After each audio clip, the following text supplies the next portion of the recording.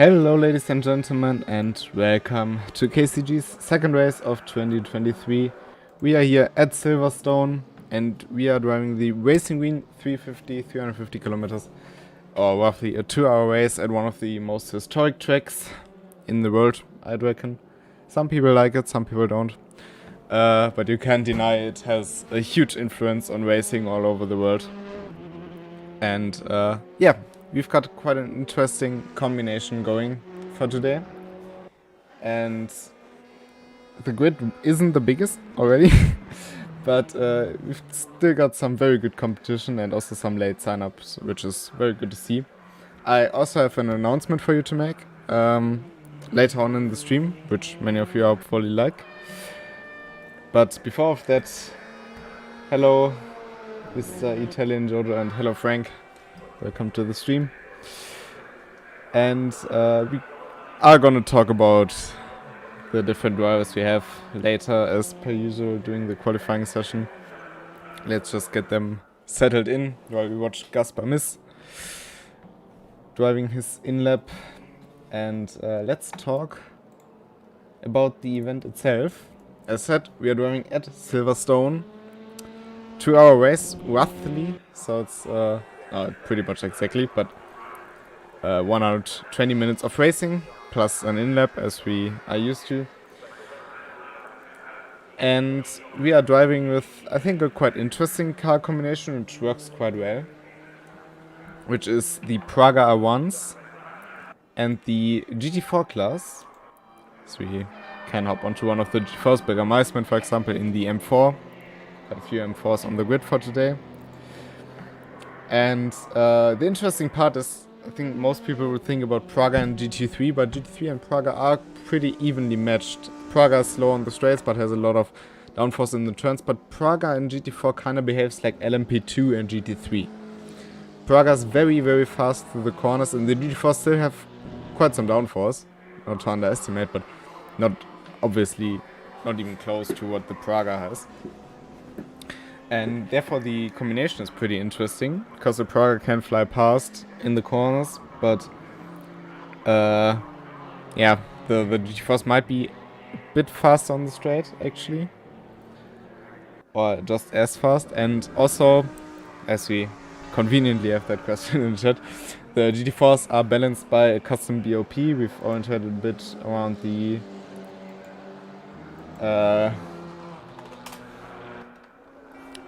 what did I want to say? I got distracted. We've got a custom BOP which is orientated around the 2.4 hours of Dubai. So we've kind of got some data to work with, and we adjusted it for Silverstone. It should work pretty well, I hope. It better does.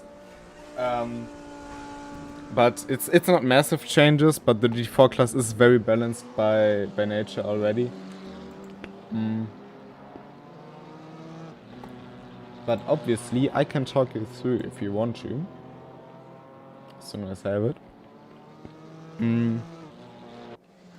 But until then, I can also tell you, we have quite a good mix of cars.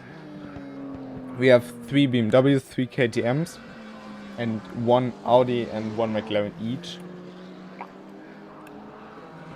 So it's not the variety GT4 in itself provides, but there is still some decent variety on the grid itself. And thanks Coffee, and also big shout out to Captain Coffee. He hosts the server as per usual. Very big help, we couldn't do it without you probably. Therefore, give him some love in the chat.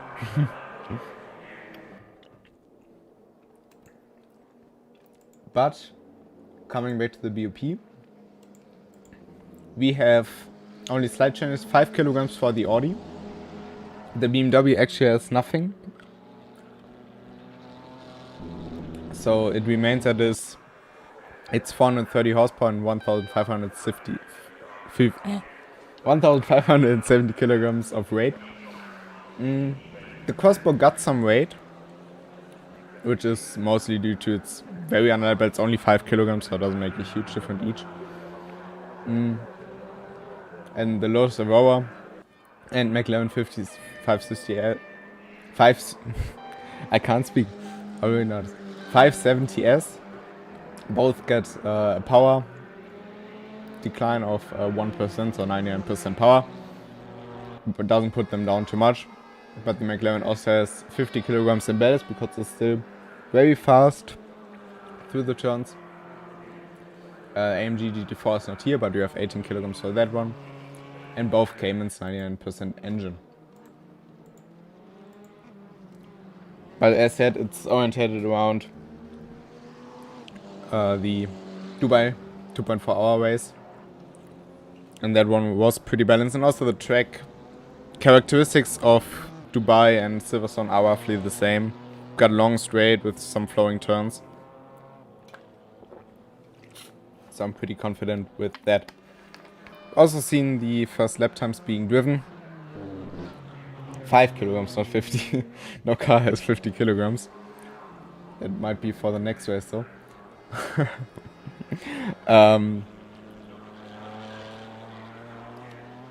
But, however, got, as said, the first lap times in. Currently leading is Sven Mackenberg, but I think he's also still far off his potential as he's warming up the tires for the next fast lap. And we could actually, while this all takes place the next 16 minutes, before we get through the qualifying session, just take a look at the track itself. Because the track is very interesting. So Silverstone, very classic track, turns 1 and 2, Abbey and Farm. High speed in Praga flat out, GT4 not quite. And then turn 3 hard, the braking zone to Village. Could be interesting with the multi-class aspect. And then turn 4 very crucial to get it right, especially in the Praga where you can take a lot of exit speed, and turn 5 is flat out in that thing again. And as you can see, nearly 6 kilometers of race track. But now down the Wellington straight through the first arch and then into turn 6 Brooklands. Now that is very interesting because both cars have to approach it very differently, and you can take a lot of lines through Luffield and so the combination of turn 6 and 7. Because you can go wide on turn 6 and narrow turn 7. Whatever you want. So you have a lot of freedom to do what you want. As you need to get a good exit though, so you have a lot of speed into Cops. Cops in the Praga should be flat as we... I see it with Sven Mackenberg, I will keep you updated. Is he doing it flat? Not quite. It's not flat, I'm sorry, it's downshift 1 gear, but it's still very fast. But then you've got turns 10 to 14. They are very fast in the Praga. You can take a lot of speed, also some curb to get the maximum of the car, but it is very tricky to nail. So there's quite a big error margin. And yeah, you don't want to mess that up. It gets onto the long hanger straight, and you want to keep as much speed as possible to go through there. And then turn 15, long right-hander, but not as fast as it might seem, especially on exit. It tightens down quite severely, but then you get into turn 16 and 18 in the end. Very slow, very tricky in the Praga, as we can see with Sven, but he actually stays in second gear here, because the first gear in the Praga is very tricky.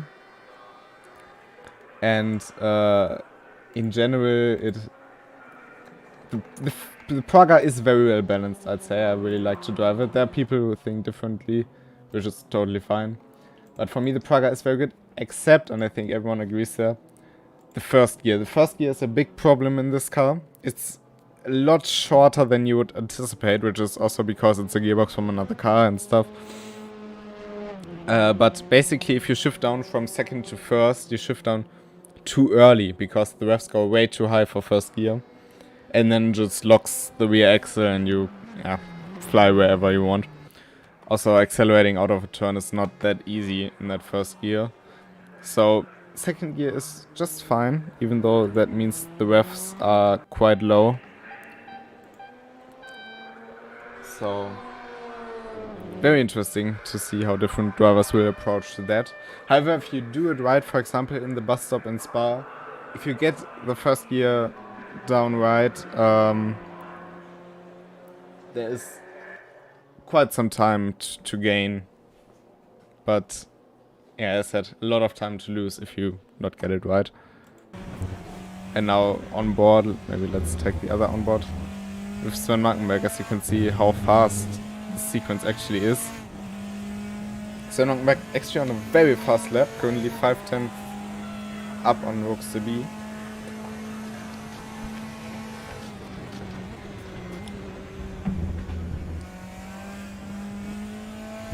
And welcome Sven Fievik, very nice to see you. It's been quite some time, but cool to see you back in chat at least. But there you can see, now he's gaining speed of course for the next lap, but even then not shifting down to first just really shows you how deadly first gear is in this car.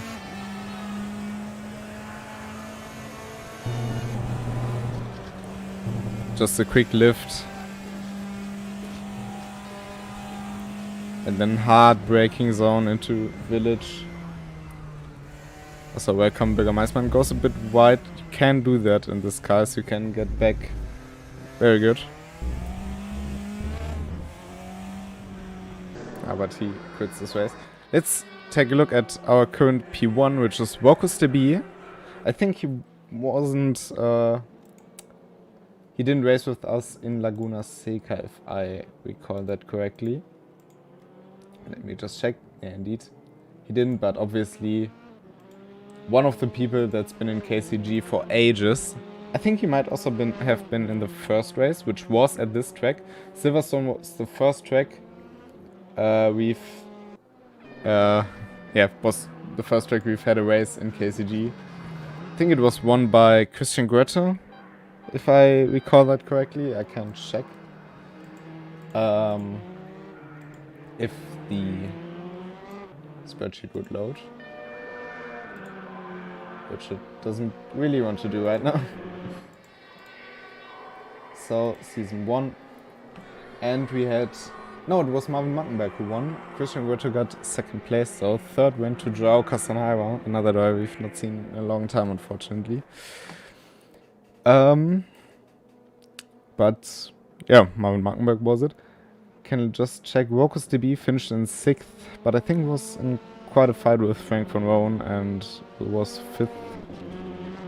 Jonas Parren. Jonas Parren was actually driving in the 2-hour Bathurst race, which was cool to see.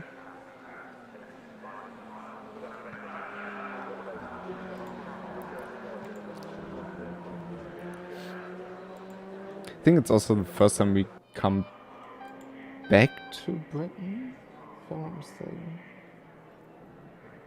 Or did we go there for F3? I just need to check. It's been quite a lot that's happened over the years, if you think about it.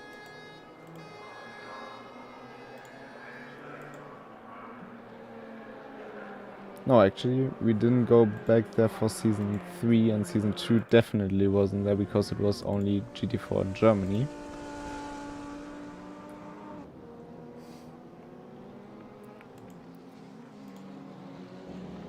But yeah, as you see, as per usual, a lot of history to talk about. Meanwhile, also Gaspar Miss had his first lap time and 4/10 in, just behind Rooks DB. It's already quite close for the Pragas on a 2-minute lap. 4/10 is not very much, but obviously Gaspar Miss, very established driver at this point. Also has taken me out in Daytona, just want to elaborate that again. But I think he really improved in terms of pace, and he also shows that. And it's very great to have him here as well. As well as, of course, Marcel Löcken. I think also one of the dinosaurs of race room. Just hopefully he won't die out. So I think not much. I mean, he has 3 liveries in game. Just saying. So I think can say he is very well established within the community, as well as KCG, of course. Not been the fastest always, but always a great part of the racing family. Yeah, but you couldn't really do anything for that. Like, you were just avoiding a crash in front. Also, I won the next race, so it wasn't too bad anyway. But then, yeah, moving to the GT4 character, which is currently led by Marvin Mackenberg in the KTM. And yeah, Marvin Mackenberg, you don't have to say too much about him. As well as brother Sven, they're both very cool people and very established. I think everybody knows them. Fast Mackenberg brothers. So, very cool to still have them. They were also here since the first season. At least Marvin, back then they could not race simultaneously, unfortunately.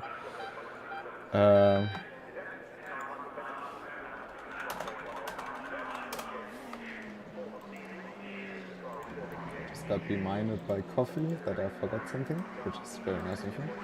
Because I genuinely forget stuff, yeah, often.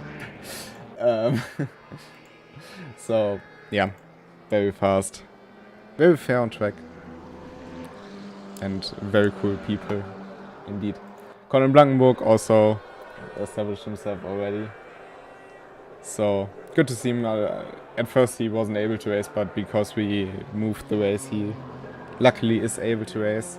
Same goes for Birger Maceman. We've seen him before in the stream already, both in the BMW. Curious to see what they can do.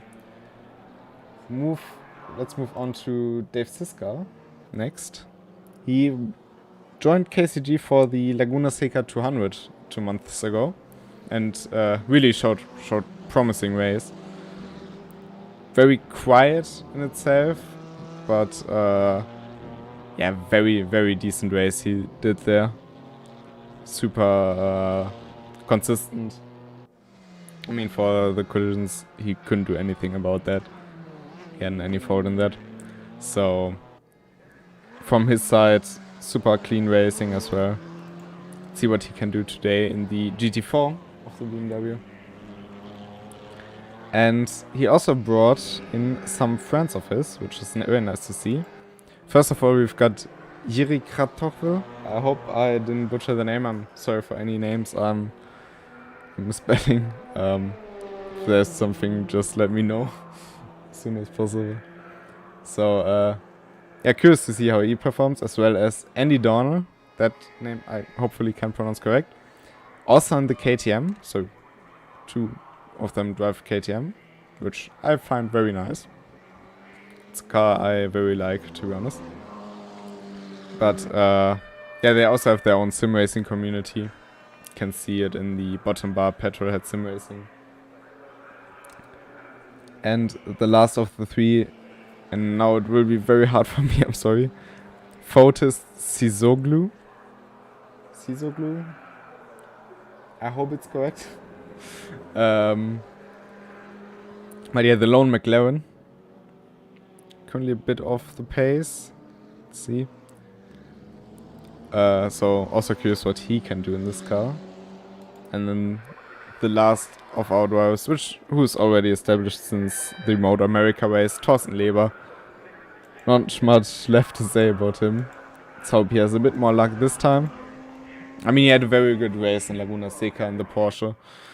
Just an unlucky ending. Very unlucky ending.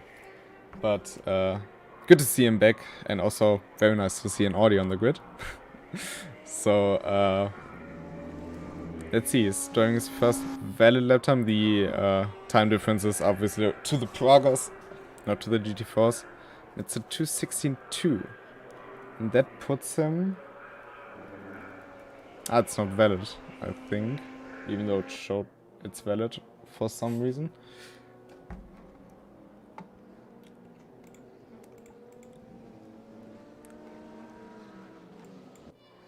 Meanwhile, we have got 4 minutes of qualifying left. That might be, if you're already on a quick lap, 2 laps left for you. If not 1 lap. And Frank also in the Audi gang. Will not forget that. But currently leading is Sven Mackenberg, 2/10 up on Rokes to be. But I don't think the gaps we see now, even though GT4 is pretty close. We've got obviously Marvin Mackenberg and Colin with a bit of an advantage, but Jiri Kratochel to Ziska, or to Dane at least, 6/10. I think the most important thing will be strategy and pace over time, not doing much mistakes. I think that will be the important factor, especially in the Pragas. You have a lot of slipstream. So I don't think that just being fast right now will be the key to success. But should promise some great racing. And stuff like that. Praga very slippery as well. Those lappings in the fast, very fast corners are tricky for both parties. Of course, we have the ruling with the slower car class having, yeah, kind of their respected racing room, so they just stay on their racing line. And the Praga has to find their way around, but obviously the Praga can go around the outside in a lot of turns. But it's tricky to pull off. I think nobody is driving another lap, everyone getting prepared for the race. Which means Sven Martenberg is on pole for the Pragas and Marvin Martenberg is on pole for the GT4s. And invalidated both left sides, unfortunately, but was enough for pole anyway. So shouldn't be too bad.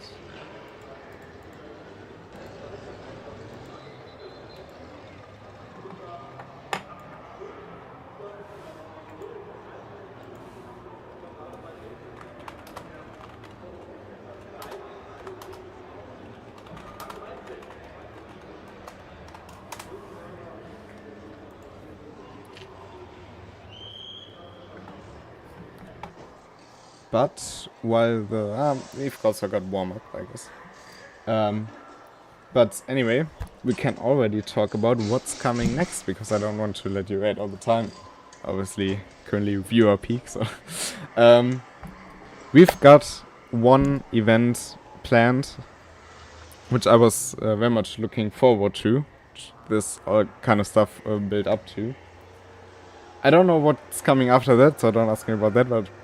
Next up, after this one, probably in August, we have the following event.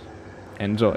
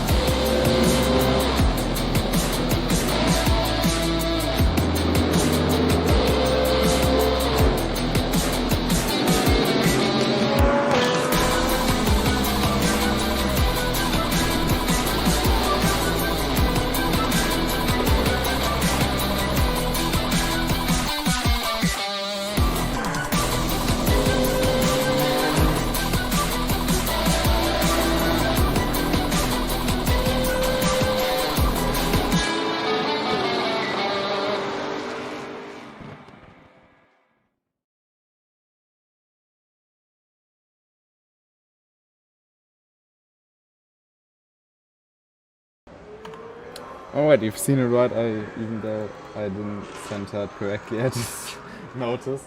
But you will be able to watch that thing in proper 21:9 later on when I upload it to YouTube.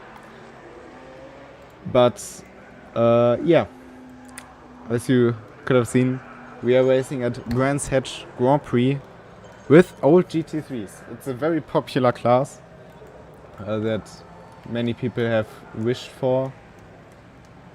And yeah, I was really looking forward to this. Those are very fun cars to drive.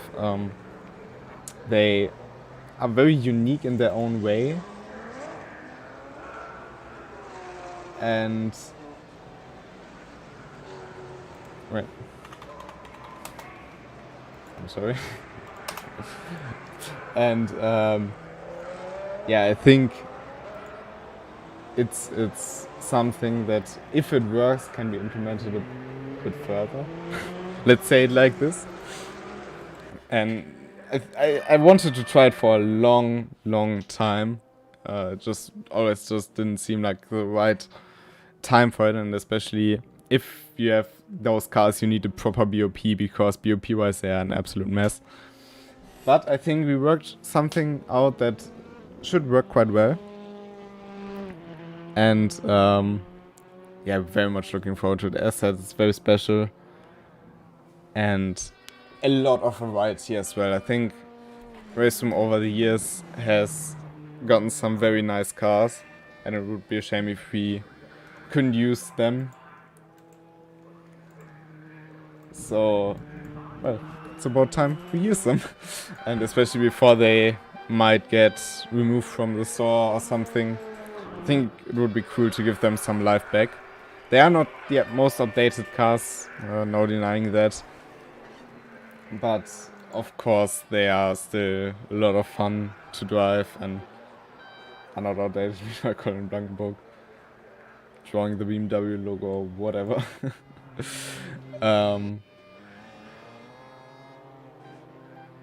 So, and it will obviously have all the classic KCG stuff, you know, so manual inlet, the steward system of ours, and so on.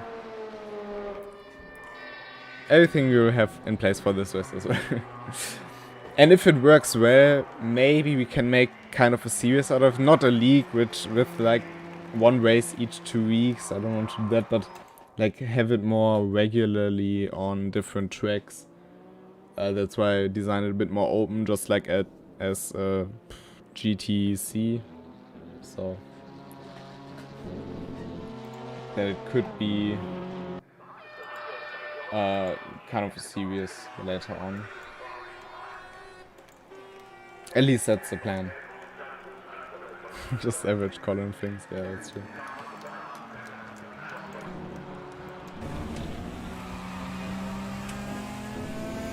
Colin presenting his drift skills. That's what we're used to.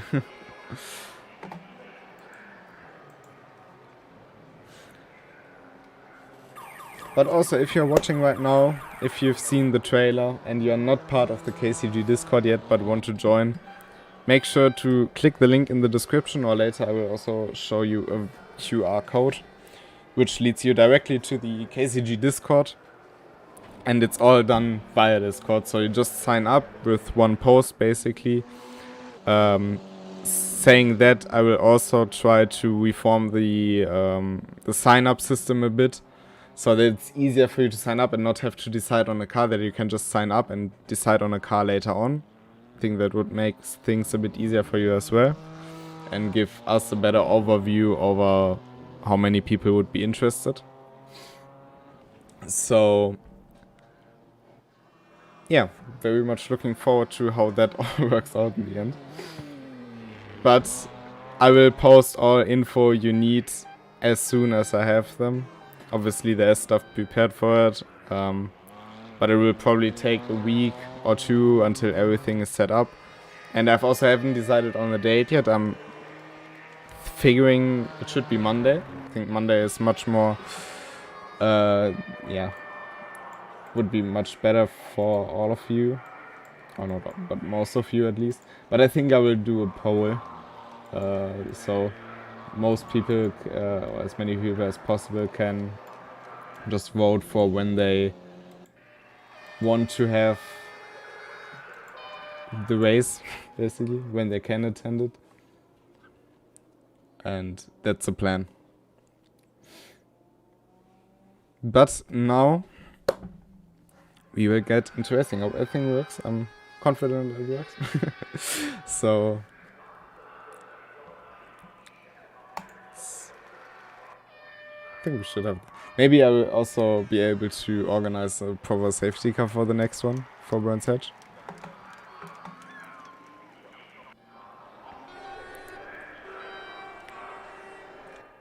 At least I hope so. And there we all have them lined up. Marvin Mackenberg is gonna control the first very long in lab. And someone didn't really understand it, probably he will. But no, as long as nothing happens, we will have an eye on that. Should all be correct.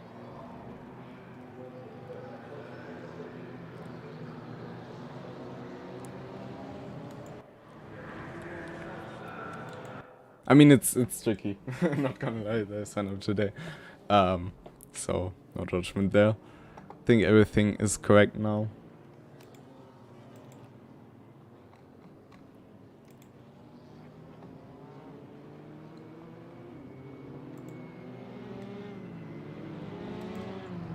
I mean, I can recheck. But yeah, heating up the tires actually in the GT4 is not too much of a thing. No, R3 doesn't have a VST, but I can show this or have this in the overlay, which is kind of cool. So I'm using it. And Colin says he's so dumb. Did he maybe put in not enough fuel? I mean, that would be not the way to go, at least. I will just real quick check for the formation. Yeah, seems like everything is correct. Nice one. It's a bit when you're commentating and also managing all of this stuff. Yeah, basically that's it, Jojo. We have a protocol, more or less, and we have one lap or in time added to the race distance, and that's the in-lap. And the good thing about the manual in-lap is that you can heat up the tires, the brakes. If you have just the normal race room manual in-lap, you just get cold tires, cold brakes into turn 1, and therefore wouldn't make a difference. But in this case you can make a difference in the in-lap. It also makes it more realistic, of course, and so on. But it also, like, in a standing start you can do jump start. In a rolling start you just press pedal to the metal and just wait for green, and in this case it's a bit different. So Marvin Muckenberg will be able to basically greenlight the race by turning off the pit limiter, and they will get us around. It's Sven, of course, as he is in the leading Praga, and they will go into formation now, and just has in general quite some cool advantages we really liked. And since we established that in the season 3, we always kept it because it was quite a lot of fun for all the drivers, I feel like. It was mini season 1, I think, we added this system. But as you can see, Sven Muckenberg, the GeForce can keep some distance, and they're also very close together, which is very good to see. And very close to each other when really pull the trigger. And he does now. And it's not the best getaway for Roxy B. Gaspar Miss immediately jumped. To be fair, in P2 it's very, very hard. And we can also have a driver of the day. Indeed, Frank, I can show that. I have nothing filled in that. But very good getaway from Sven Muckenberg in the G4 field. It's Marvin Muckenberg who goes in deep. So Colin Blankenburg takes P1 for now, but he said he's very dumb and drifts out of the turn. So Marvin Muckenberg is right alongside again. I didn't quite make it. Now the BMW obviously has the slight power advantage. You can already see how much faster the progress is. Oh, and contact Marcelak misbraking into turn 6, hitting the end of Gaspar Miss. No harm done, and I forgot to turn that off. And I can definitely see why you would prefer Thorsten in that case. But maybe Thorsten is a very good driver. There's a lot he can do even from P8 in his class. And Dave Siska onto the KTM. So far no position change except for the front in the GT4 class. But this certainly will not stay like this for long. Bigger Meisman having a look on Marvin Muckenberg. So BMW seems strong in the opening phase. But now also out of the fast turns. Focus B decides to not go for the full slipstream advantage.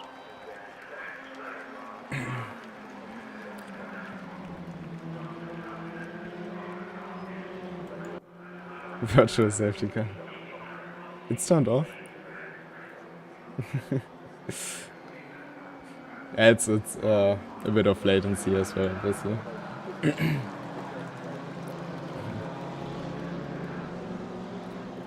But you can see how much faster the progress is, which will be very interesting later on. I can't tell if it's 1 or 2 stopper in the progress. It will definitely be a 1 stopper in the GeForce. Meanwhile, very much curb taken by Sven Magberg, even though it was a bit exaggerated. And Andy Darnell trying his best to get past Dave Siska. A lot of sliding there. Now the BMW with the power advantage again. And first lap of racing is complete. Really tried now into Village. Does brake late. Has a look up the inside. But Dave Siska has a strong line around the outside. Now Thorsten Leber to the inside. Immediately trying to take his chance, but KTM just is a bit too good through the twisty bits for that.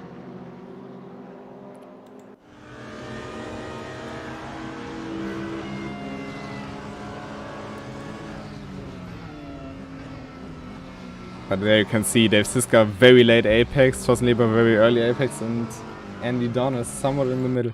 And oh, Masterlücken spun. Luckily didn't end up in any barriers, so no harm done. Oh, and walks to be big slide. Very, very well controlled there.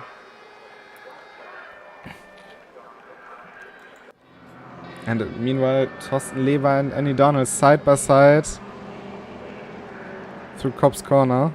They're still side by side. But Andy Donald will have the upper hand now, especially through the tires.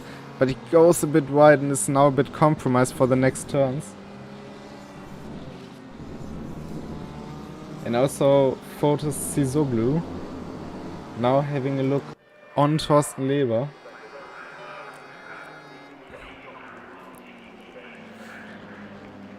The McLaren driver.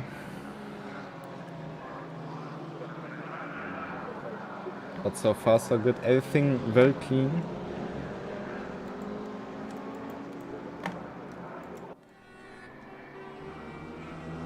And it's Colin Blankenburg leading the way in GT4. Just curious what he meant by he's so stupid. So far every GT4 has traded one position. But exactly one.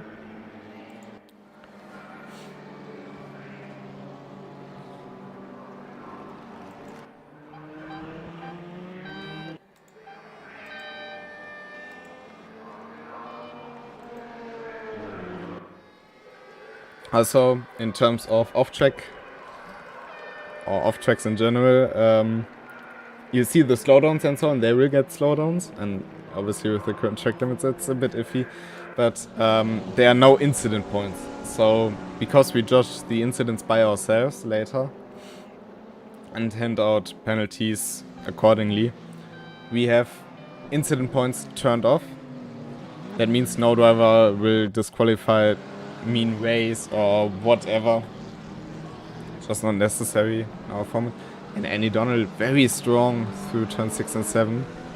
That's obviously the advantage of the KTM, but now again the BMW with a bit more power. Even though the KTM had a better exit, nothing he can really do there. Except for hanging in the toe. Then you can see how much faster he is. Oh, and nearly loses control. Now that's not enough for Thorsten Leber to get very close, but at least close in again.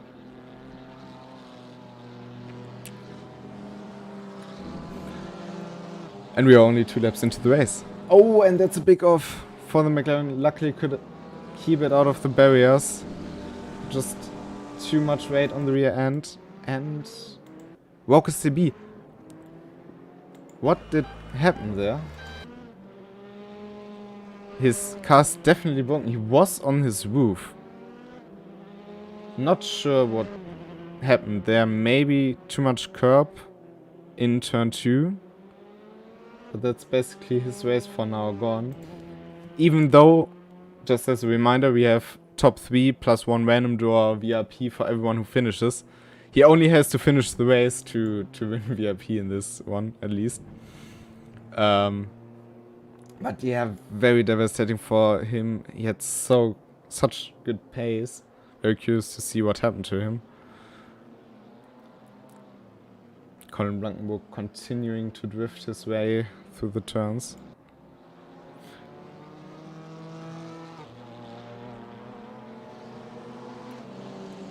Just hope. Oh, there he is. We have yellow flag rules as well, so while not enforced by the game, we take a look at it post-race. In this case, there should be yellow flags for the limping car of Rocksteady. So no overtaking and just stay safe. And Rokus giving a lot of space here. Yeah, there's not only suspension, I fear.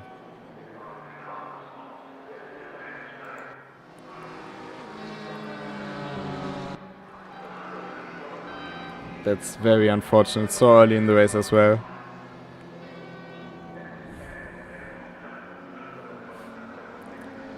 Luckily the game puts you back onto your wheels after such things, but still very devastating, of course. But if we take a look at the steering, I think it's the left front. No, it's the rear right as well. As you can see, that's definitely not right. And now Photos Sisoglu also coming through. Oh, and we've got the close fight there for P5.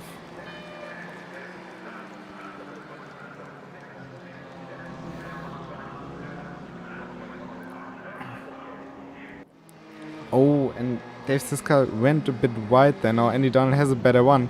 Has better braking, but can't quite stick it in there. They are very close together though. Takes a lot of curb, unsettles the car a lot. Andy Donald going for the wider line to gather more speed. But now in slipstream, through turn 1 and 2, maybe he can gather enough speed for an attack into turn 3. Can just see how much faster this car is, even though he has to lift a bit to not understeer out of the turn. And now he dives down the inside. Can he get it stopped in time? Indeed he can. Can Dave Siska come back with the better one? No, he can't. And Andy Donald is up into P5. One's a bit wide now, but Dave Siska also not with the best exit.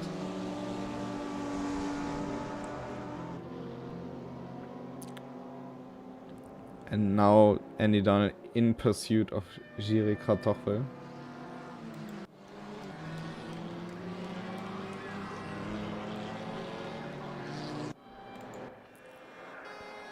So currently Sven Magma quite out of competition. Meanwhile, Roxy made it into the pits. Oh, and we have... Oh, Thorsten Leber's round. Was there contact? Not as far as I can see it. And Roxy now in the pits for repairs.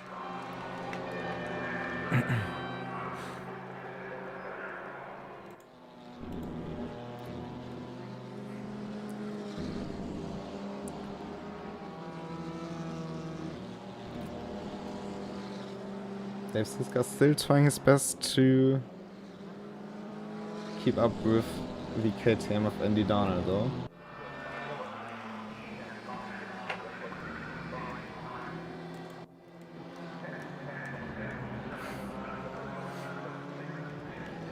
Curious to hear what Rokus V did actually there.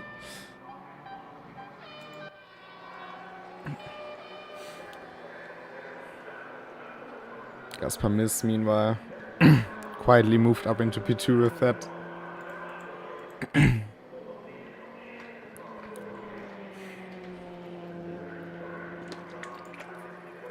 So is Marcel Löcken in P3.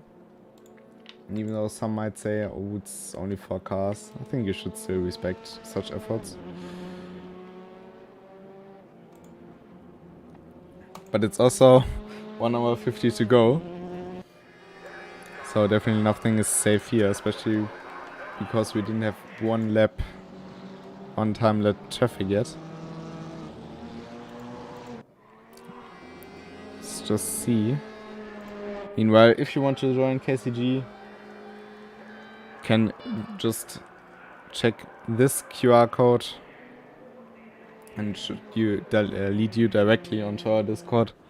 If you have any questions, just ask in the general chat.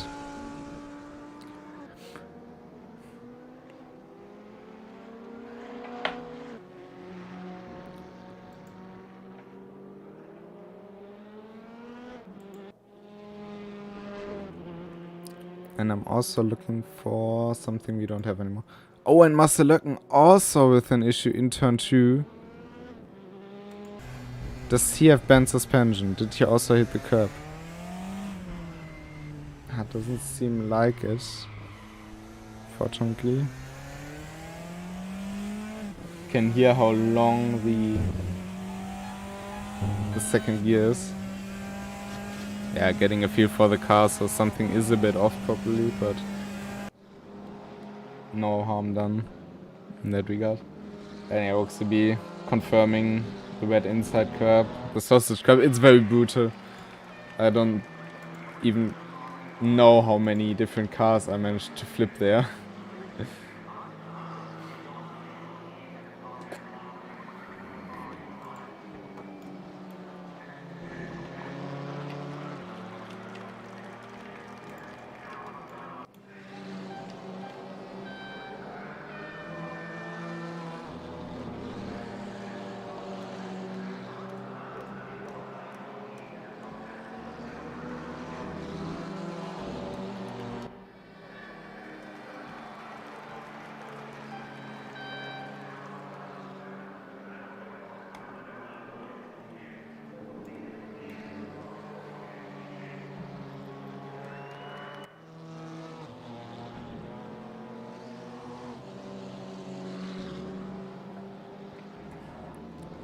Let's see.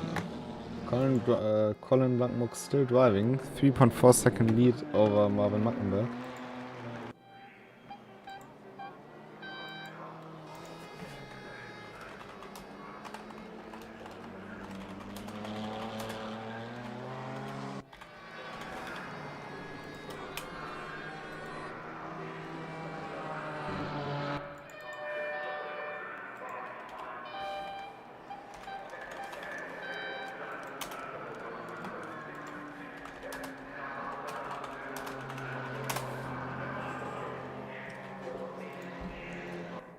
So, let's take a look. RokuCB is driving again, 2 laps down, but let's see what he can do. I mean, he should be able to unlap himself over the GeForce at least.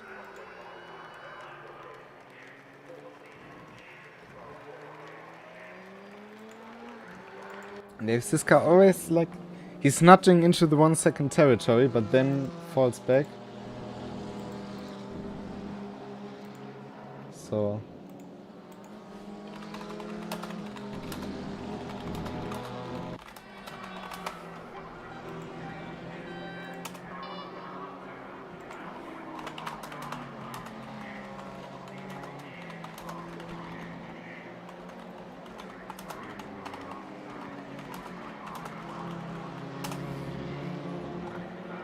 and now the lappings will start. So now obviously has gone past 2 cars already. Now past Dave Siska. Not as fortunate as Andy Dana in front. But now we can see the pace difference. And the Praga still has... it's not much faster on the straights, of course, but still has quite the upper hand.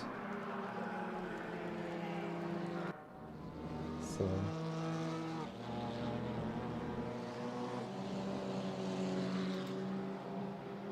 and looks to be this time Cops corner. I hope it's not suspension again. Does seem to be fine in terms of turn angles. Let's get back to Marvin. To Sven, I'm sorry. Well, he's close to Marvin.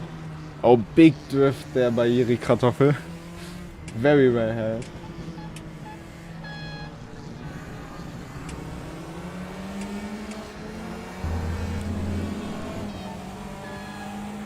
still easily going past the KTMs.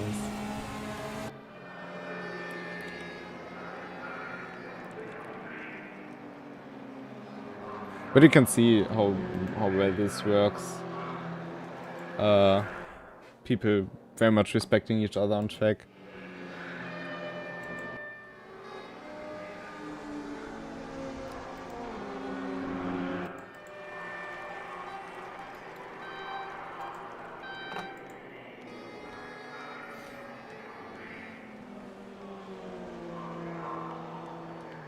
Oh, and that in that moment, miscommunication between Marcel Löcken and Thorsten Lever. Usually, GeForce don't have to move out of the way of the Pragas. In this case, Thorsten Lever probably just thought, yeah, why not? But Marcel Löcken didn't really anticipate that. Why would you? In the Praga, it's much easier to get around the slower cars.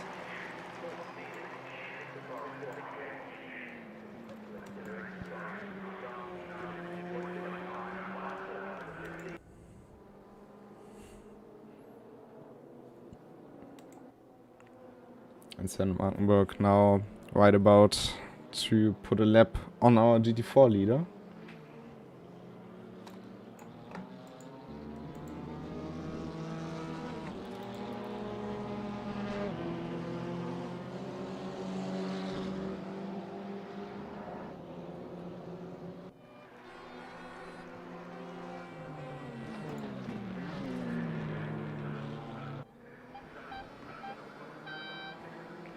And again, both leaving each other's space without losing too much time, as it should be. Very beautiful combination, the Praga and KTM for me. Like, both a bit, they're different, let's say, to your normal cars, even to LMP standards. But I like them both. Praga maybe looks a bit odd from certain angles, but overall, for me, it's still a very beautiful car. Especially in the livery Gaspar Miss has chosen for this event.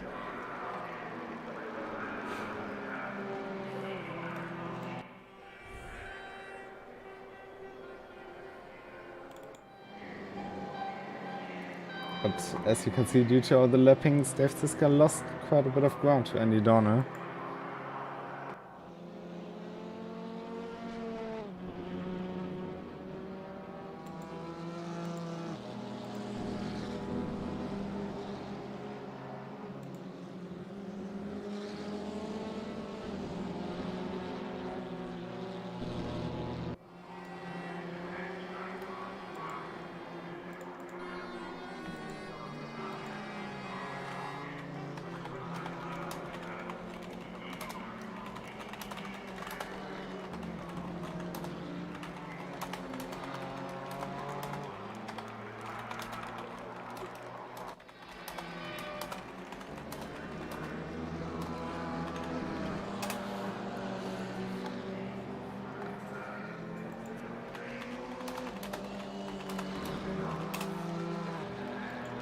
I have to do some stuff.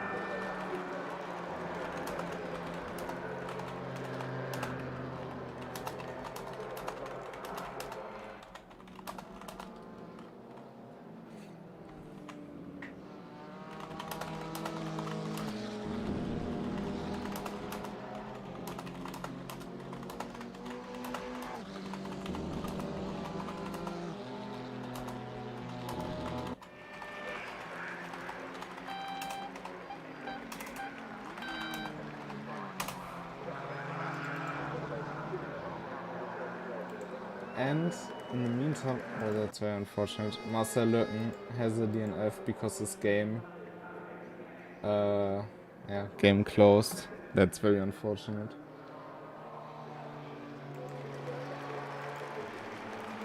Oh, that's sad. It's like very unfortunate to lose a race like that. I mean, I kind of know it with my internet troubles.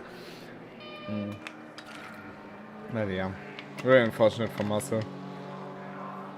Was on a good way, but still hoping to see him back for the next one.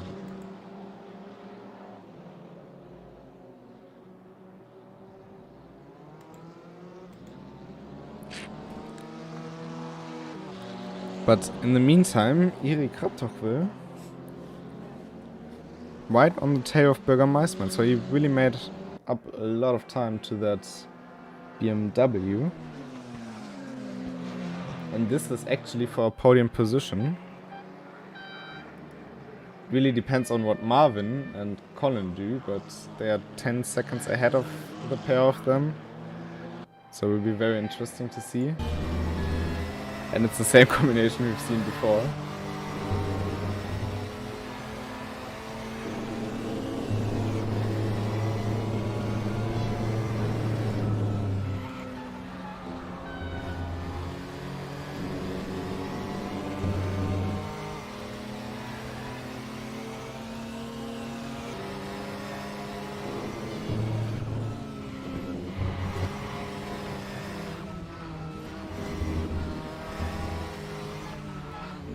I really like to watch the different strength of the cars. It's like very visible sometimes, especially with those extremes. The BMW isn't the most extreme car in terms of straight line street.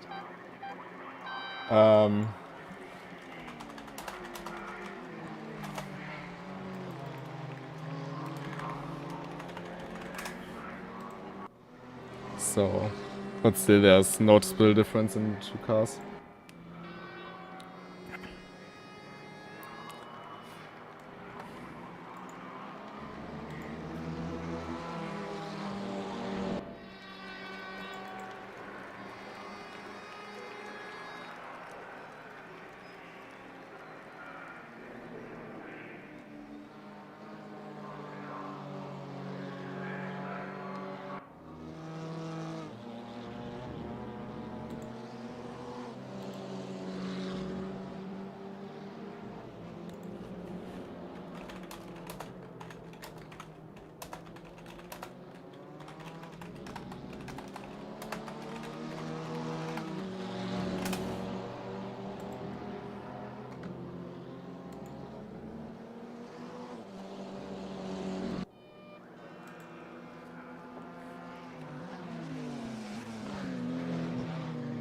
Yeah, I get it, but we will work something out as well.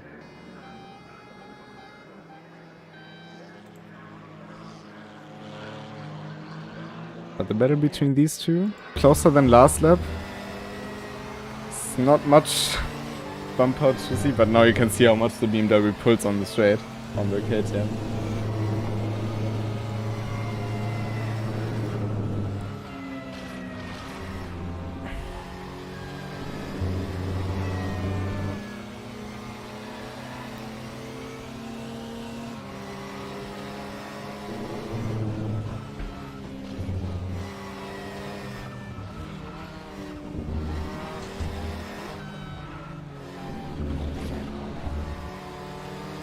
Looks like the KTM can take the smaller sausage bumps a bit more aggressive as well.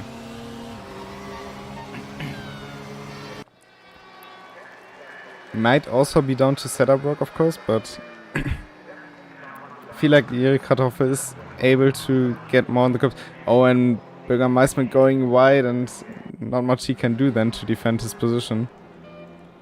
But that now means Erik Kratochwil up into the podium positions. But I'm sure Bürgermeister won't give up that position that easily. Now comes a straight.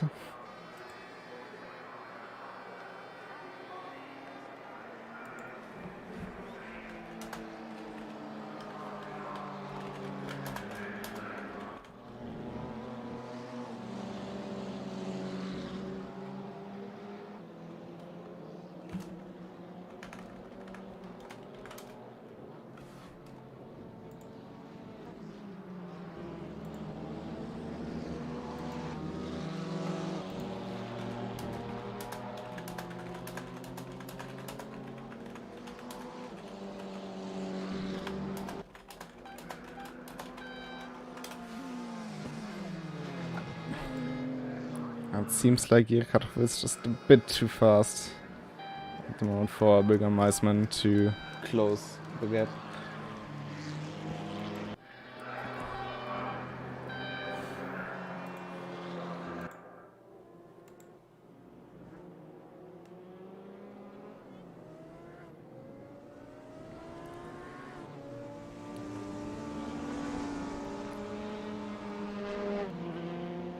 So let's see. Sven Mackenberg obviously still leading the race in front of Gaspar Mist.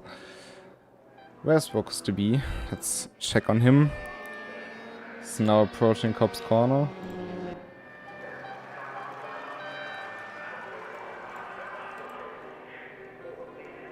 Got clear road ahead. Ah, there's the blue BMW of Dave Siska. So he's getting into some traffic. I think that will be kind of the the objective for Rokus to at least finish in front of the GeForce.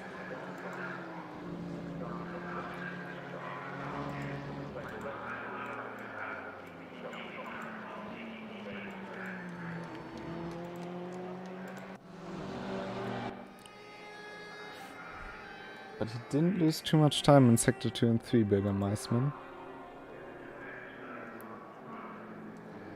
He has been 4/10 off in general. Also on average lap, but the last sectors was pretty good.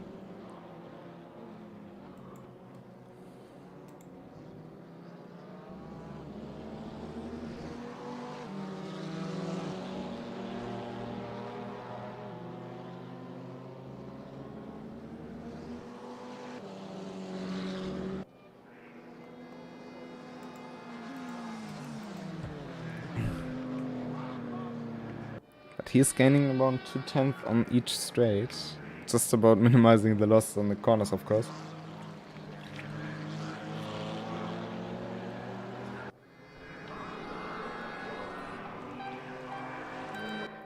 And also Marvin Mackenberg is closing in on Colin Blankenburg. Not sure if that is because there was one mistake, or if it was more of a gradual process.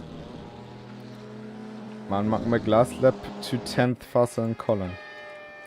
He closed the gap around another second.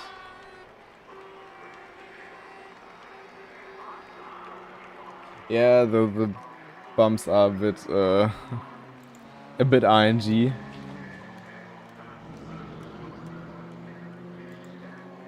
So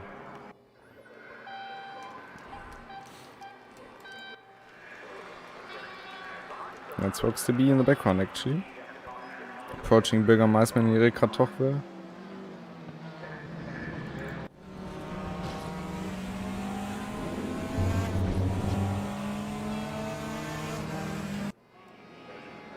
And we've got problems for Fortis Soglu. Another spin. Nothing bad though.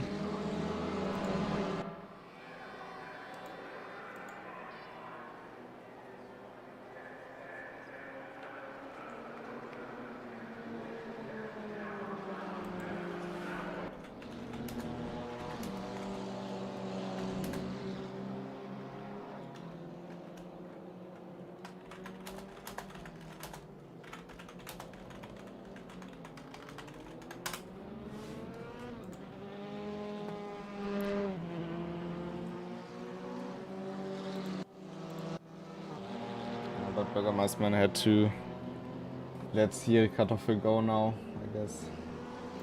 Now Max now sub 2 seconds.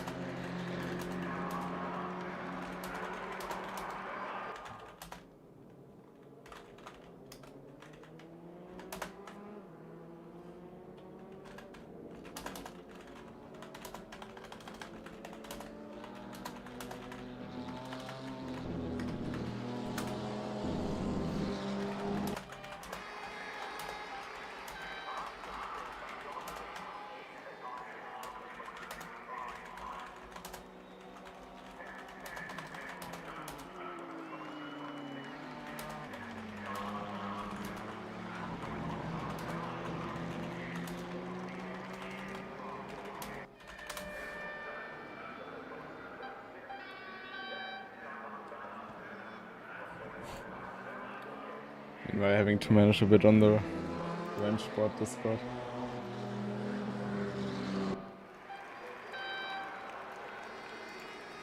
But that's just how it is. Obviously, always fire on flames in the time where you can least need it. I'm curious to see how Marvin and Colin, how this behaves over the coming laps. You know, the Siska also couldn't really keep up with the KTM.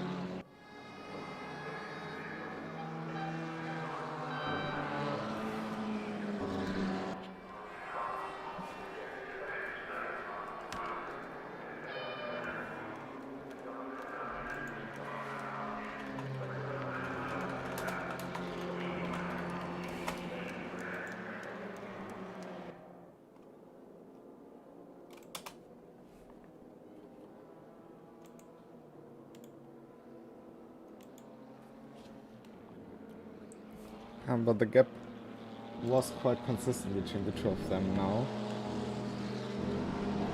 Now that said, it's dropped down to 1.5. And Roxy now on his way to get one lap back on everyone.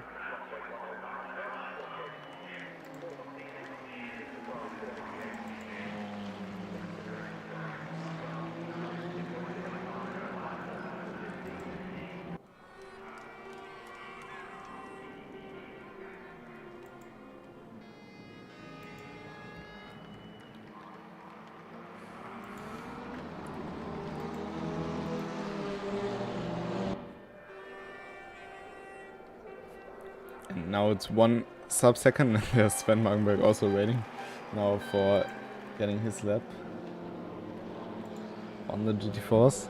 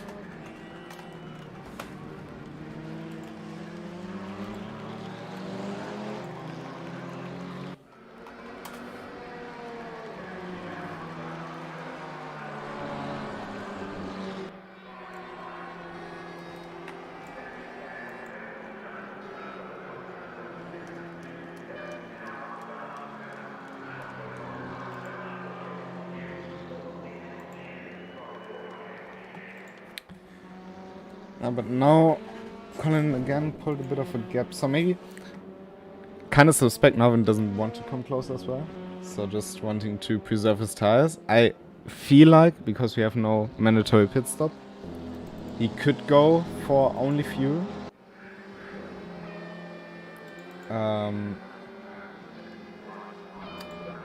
But you need to preserve tires for that.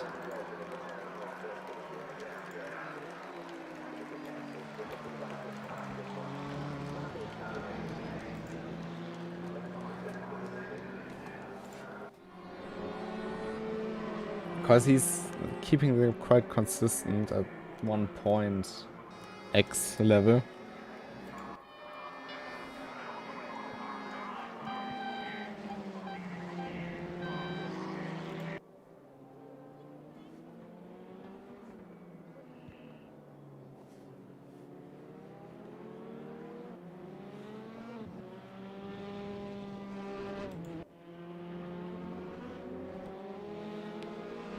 Just for the sake of it, let's just compare the pace of Brocus and Arvin Vox last lap 159.5, Sven 159.9. Though Vox tires are a bit, yeah, have less laps on them, I'd reckon. That would have been a great fight between the two of them, I think.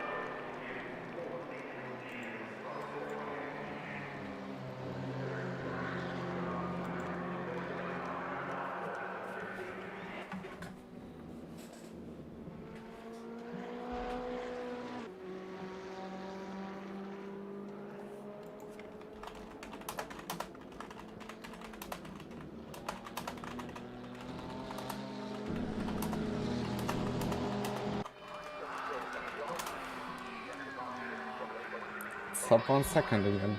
Okay. I can't really read Marvin here. It's a bit hard. So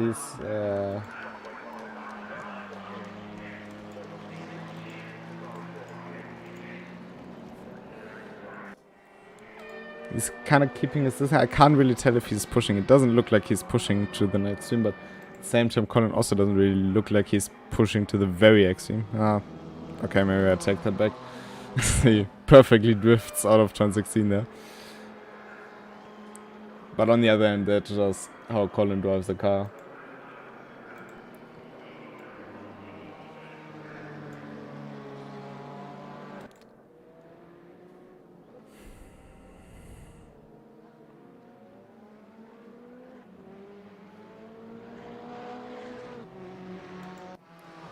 Meanwhile, the other gaps all stayed quite stable. Dave Siska came a bit closer to Andy Dorner, but might also be due to lappings.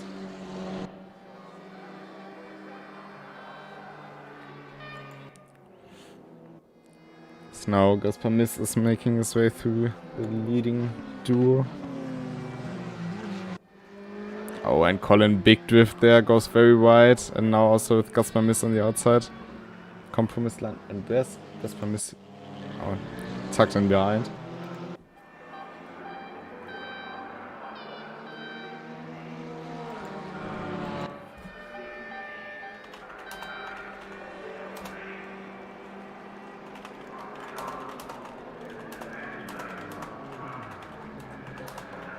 Oh, and Gaspar Miss spinning it around on the apex of Cobb's corner. Very easily done with the balance of the car. Especially over such a long string. We are now 40 minutes into the race, plus a bit.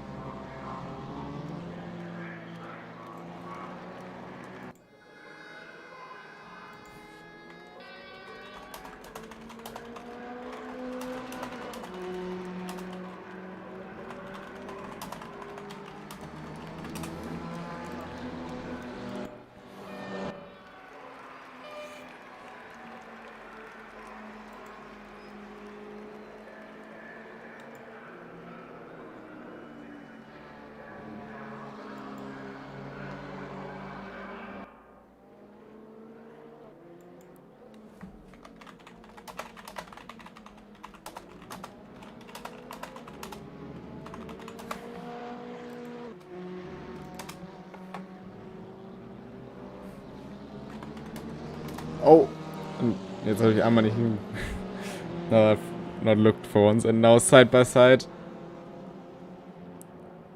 into what is turn 5.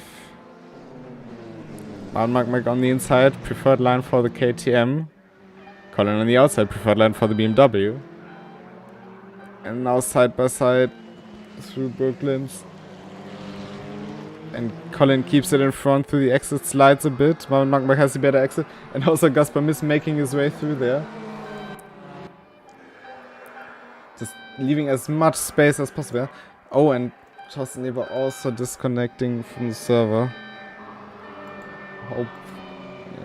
Probably a game crash. Internet lag would look different.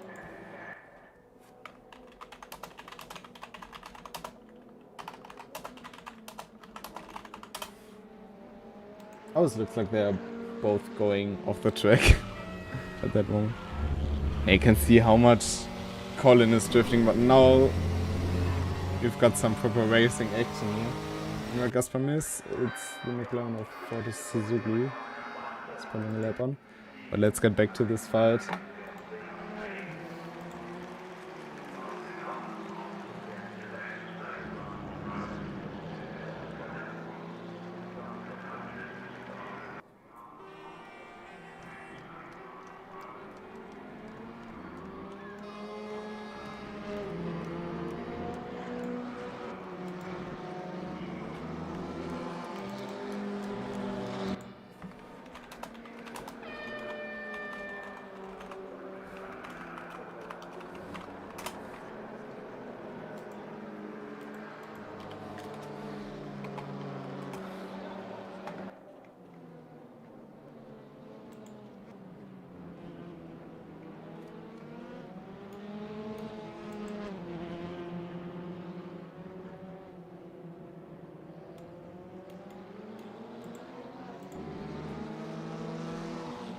Seems like this lap is not gonna be it. Meanwhile, my Discord is crashing. Professional streamer. So let's close that. Unfortunately, our second DNF with Thorsten Leber.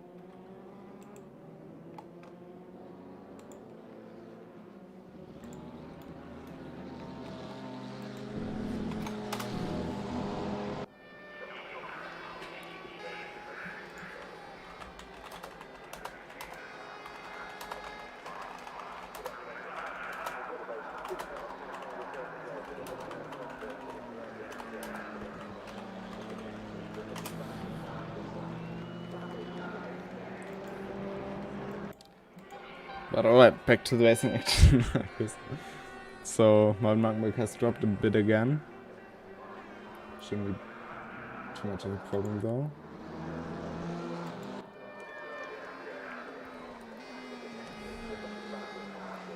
Now 5 seconds with the nice one. Dave Siska also dropped back from Andy Dorner again. But I'm curious to see how long the Pragas can run on fuel. I feel like they should be able to make it halfway.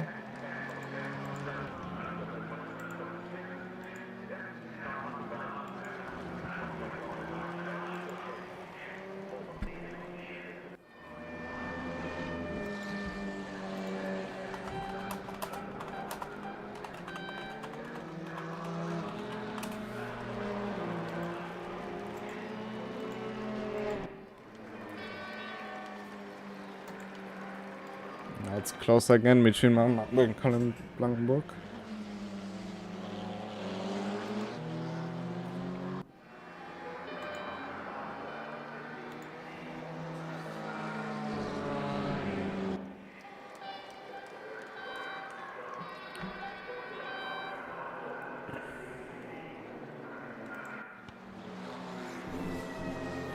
But also in this fight you can see that Marvin in the KTM is taking more curb than Colin in the BMW.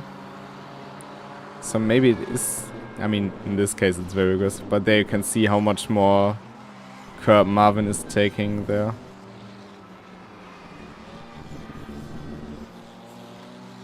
So maybe it is car related that the KTM just rides the bumps better. Maybe also because of the wheelbase and the general weight of the car.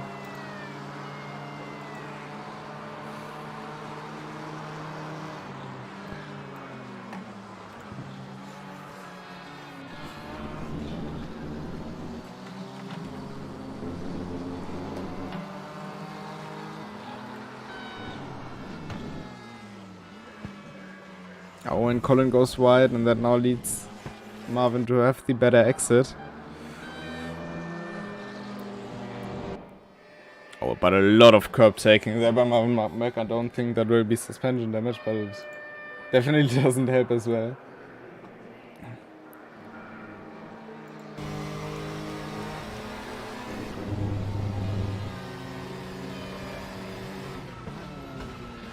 He's definitely not aggressively hunting or something. He's just waiting for Colin to make a mistake.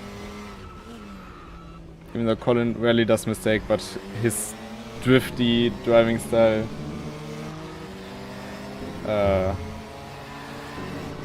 yeah, it might seem different.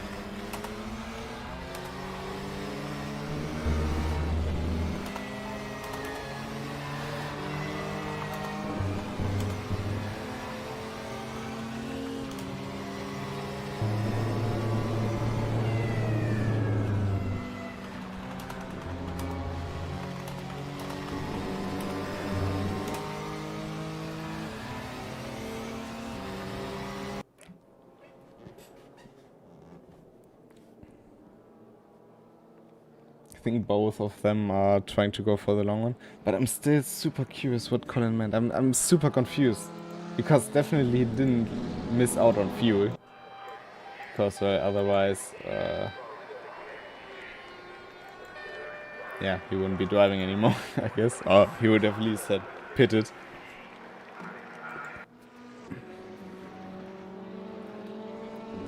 Also, let's take a look. Rooks to B is actually close to unlapping himself on the GeForce, only Magdeburg and Blankenburg left. Car in front is for the Suzuki. Oh.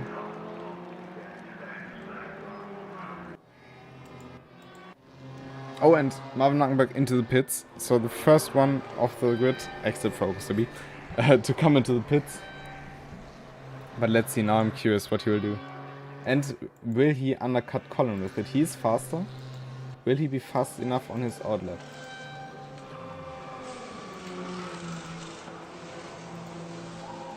So refueling, of course.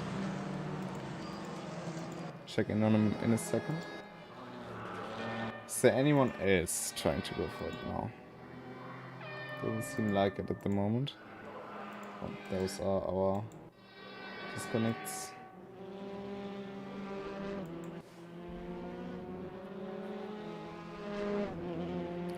The GT4s are indeed able to run more than an hour on fuel, and he is only changing fronts. So he's changing two tires, he's changing fronts. Very interesting on the KTM for me. I thought the rears would suffer a bit more.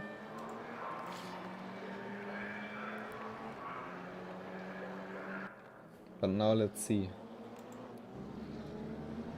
The gap to Colin is around about 50 seconds, 52. Or something broke with the timings.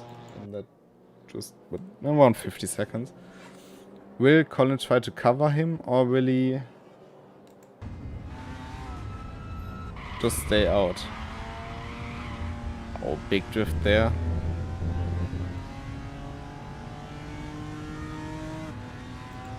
So it sounds somewhat like he can't get the power down, but that's simply not the case.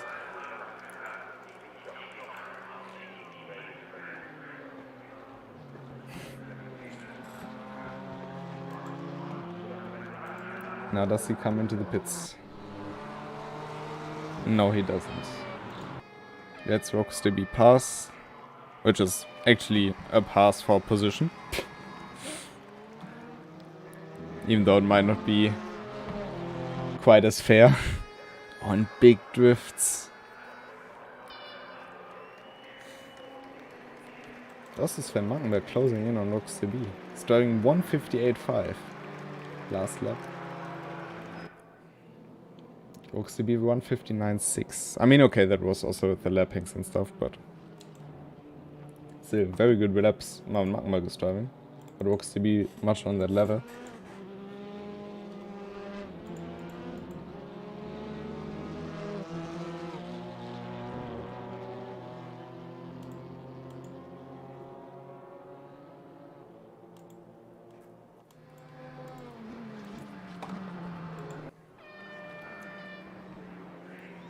Good thing for Marvin obviously is he is in clean air.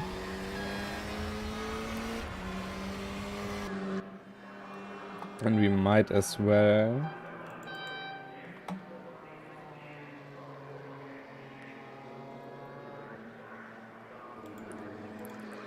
we don't see anything without relative timing stance. Okay, then we don't do that.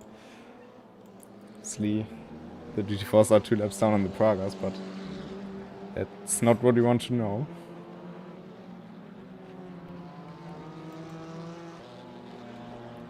Because we want to know the difference from Colin to Marvin.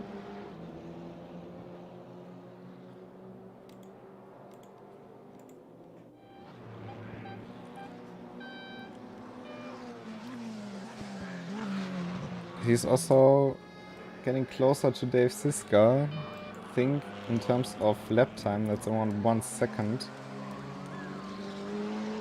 that separates them. 1 or 1.5, especially with the fresher tires in the front, Marvin Markenbergs. And Gaspar is also in the pits, the first of the Pragas to come in. That means Sven Markenberg now 1 lap ahead of him, but probably won't be for too long. Accelerating out of the pits.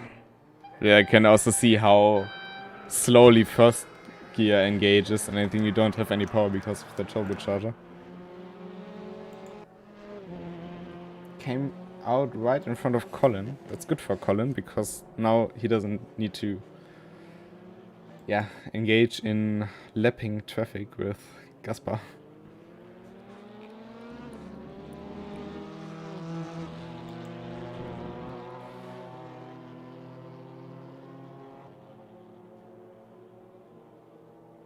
Marvin Markenberg is closing in slowly.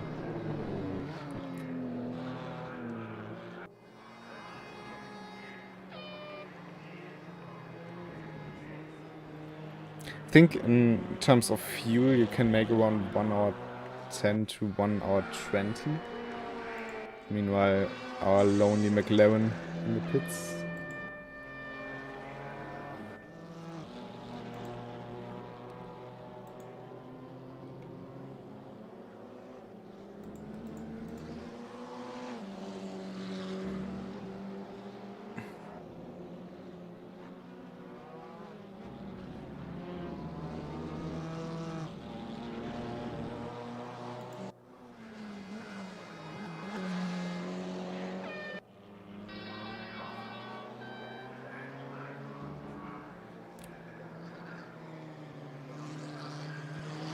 Let's just check in.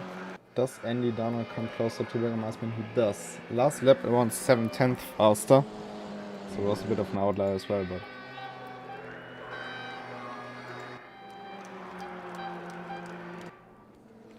he might go for P2 there. P4. I'm sorry.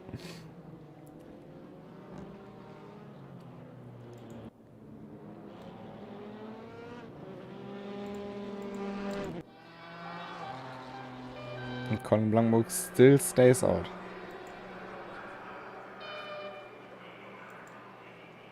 Marvin Markenberg also lost a bit of ground again, so it's not as clear as you might think.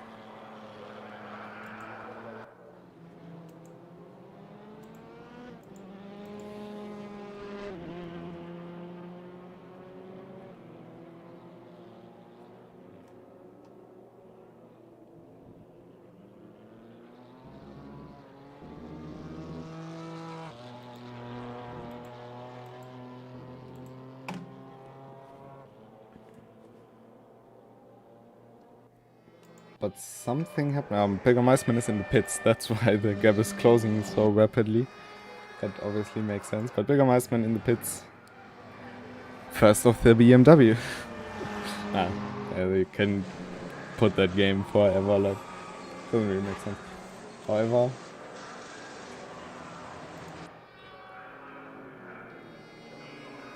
let's keep an eye on for what he does during the pit stop. Because that might be very interesting for Andy Donald if he can see that data. He's changing both tires. So maybe, if Andy Donald feels confident with the tires, he might just go for fronts like Marvin or rears. I think I would go for rears. But also highly depends on the deck, of course. But my Marvin right now very close to Dave Siska, but it will lose him some time. It's a battle for position after all. Oh, and Gaspar miss off the track. That is turn 15.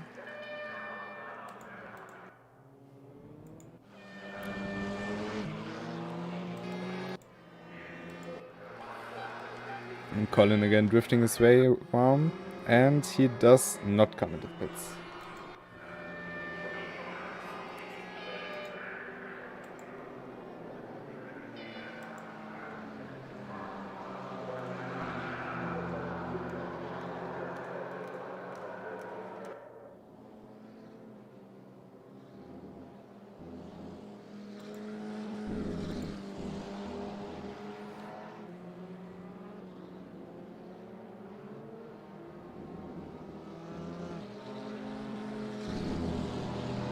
Even though I don't think Dave will fight this position too much.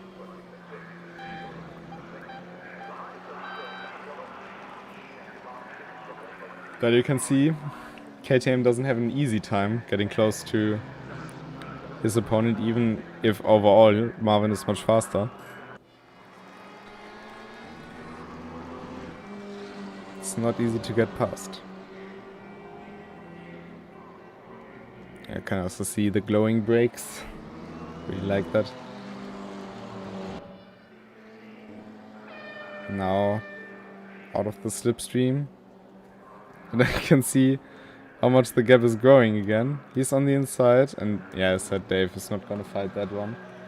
But it surely lost Marvin some time.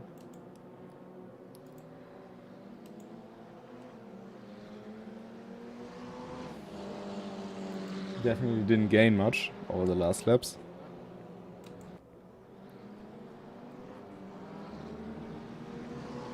Sven is getting closer to Rokas.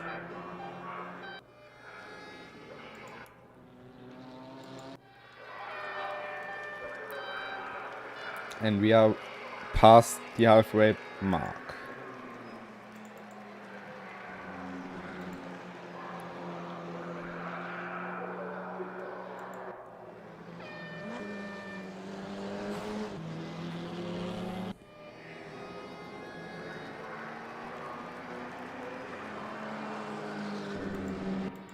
But many people definitely running longer than I thought so. Colin's still staying out. And now he's definitely safe on fuel. Might be that he has some issues with the tires. Maybe he wanted to go for no tire change. 2 tires would definitely cost him the lead with around 16 seconds gap to Marvin. So maybe just going for 2 tires. Oh, and Dave Siska. Oh, massive collision. Sven Mackenberg involved. Rokus DB. And Dave Siska. Is there noticeable damage somewhere?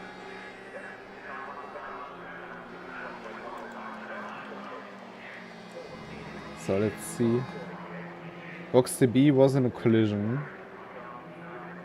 And more doesn't say so. Oh, and Rokus DB huge off. Just too much speed. And Neri Kartoffel in the pits, but only somewhat. Weird things happening around the halfway mark here. Rokus DB now driving again, and somebody came into the pits.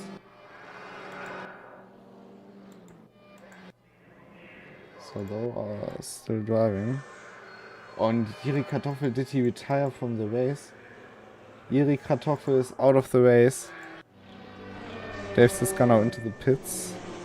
But what happened to Jiri? He just parked in the pits and then got reset.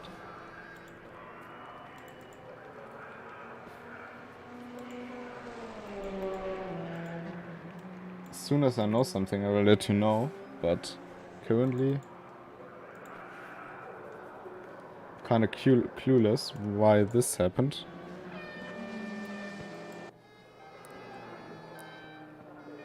That now means Bigger Miceman is back in position for P3. Because Darnold still has to make his pit stop as well as Colin Blankenburg, of course, and he does just now. Cautious with the pit entry. Let's see, where's Marvin? He's now entering maggots and backheads. Darnold in front of him.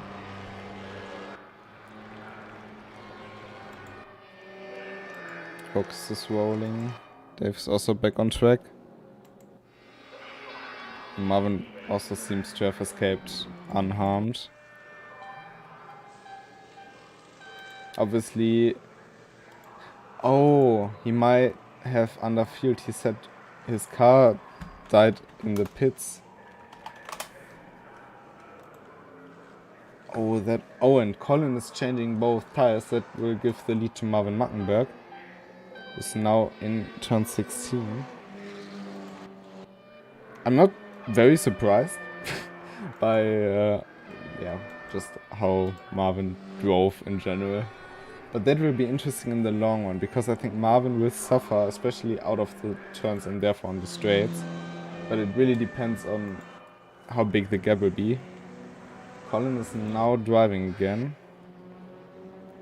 And that will also give the lead to Andy Darnold for now, even though he still has to pit for fuel at least.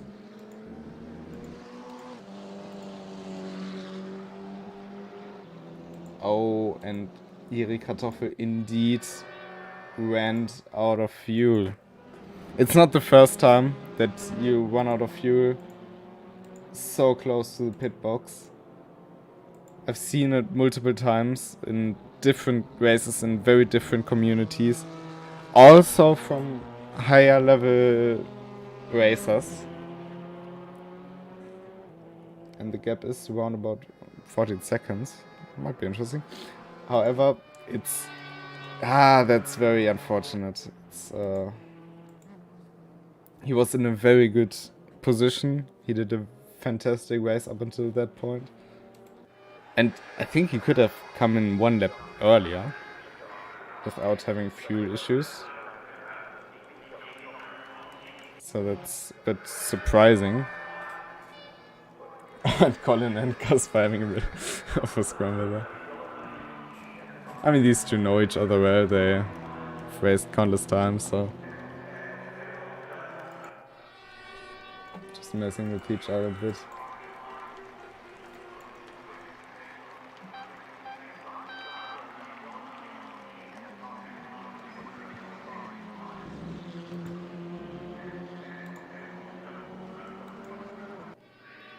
CV making his way past Andy Darnold. Brooks also has to come in for another pit stop still. Doubt that he can make it on fuel. Whom does have Dave Siska in behind? Fortis Zoglu, but he is one lap behind.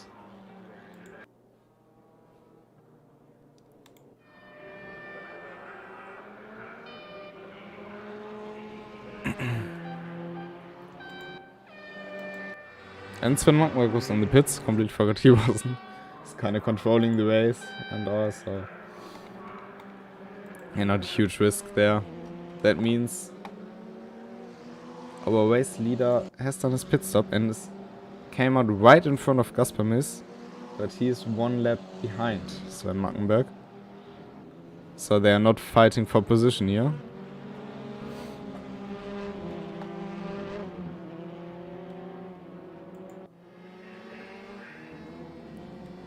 Now when will any Dana come in?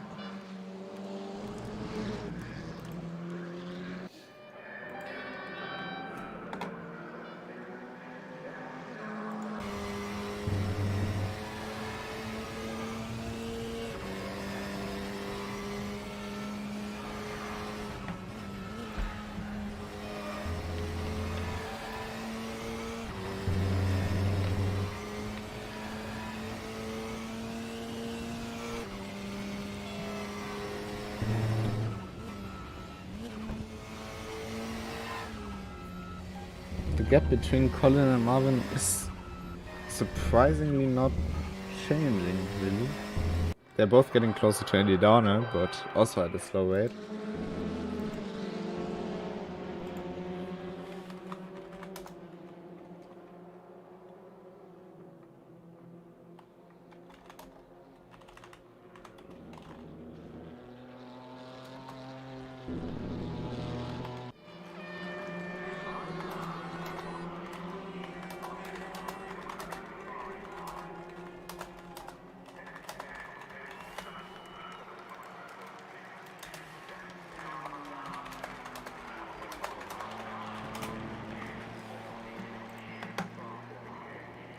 Now he gained quite a lot on him. Oh, and now with Gasper and Sven this close to each other, it's also interesting for all the lapping.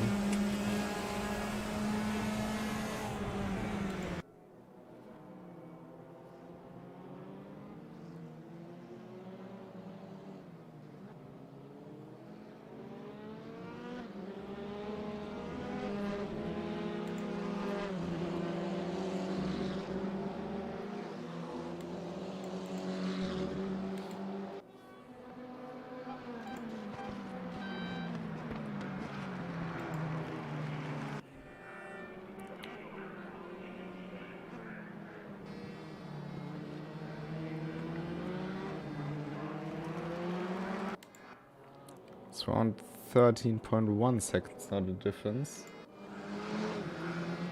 Does it maybe have to do with lapping? No, doesn't. Rox is way too far ahead for that.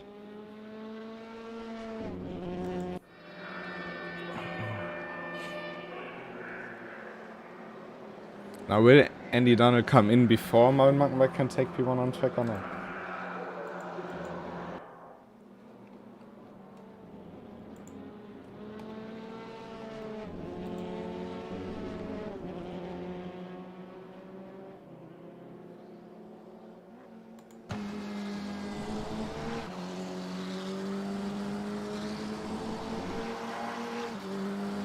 Can see how much more aggressive Marvin is, but he's also probably can be more confident with the fresher tires in the front axle now.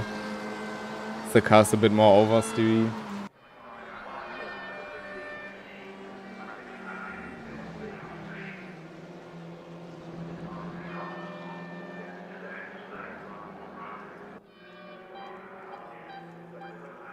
Yeah, I already talked about that.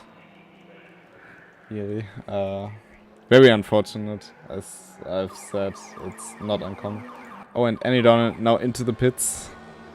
Let's see where he comes out. Can he be a threat to Bigger Meisman? He's currently in maggots and back hits.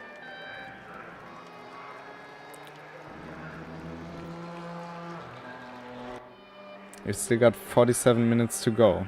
Now what will the gap between Colin and Marvin be?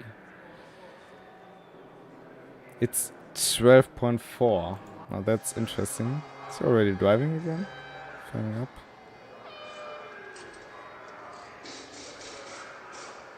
Something is definitely off there. Is he now just refueling? It's a bit weird. Bigger Meisman now through turn 16.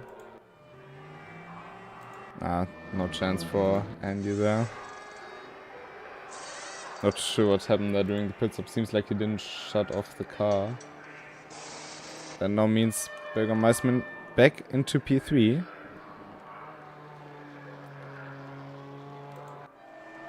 And changing both tires as well. Won't be enough for Dave Siska to get close, I'd say.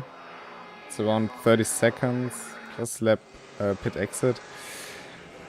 That won't be quite enough. Especially with speed Andy Donald showed. I doubt that Dave Siska can really get closer, and he's now rolling again.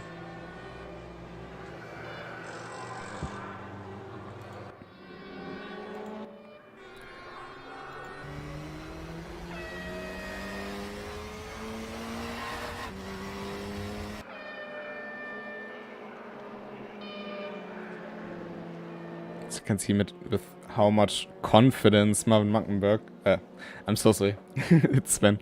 Sven Muckenberg can just throw it into the corner. I don't know why I connect Sven all the time with GT4s, even though Marvin drove them.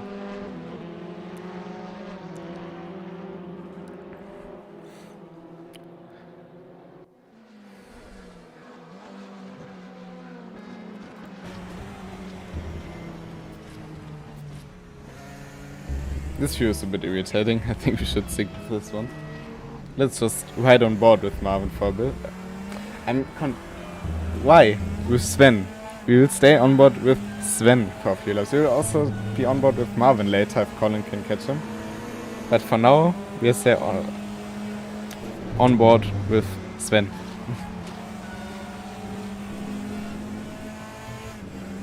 Was Andy going a bit wide to allow Sven through? Very nice. Even though he didn't have to do that.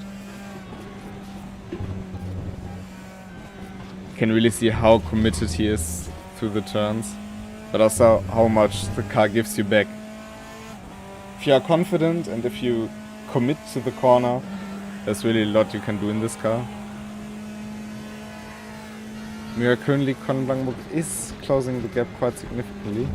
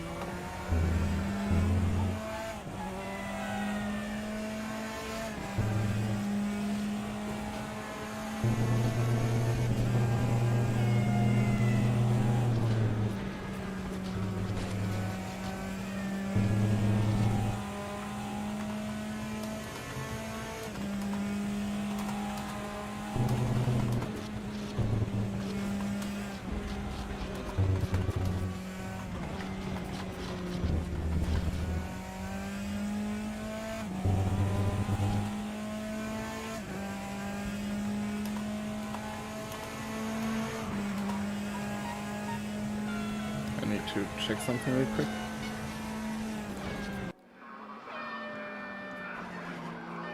In the meantime, Colin is very closing the gap slowly, but it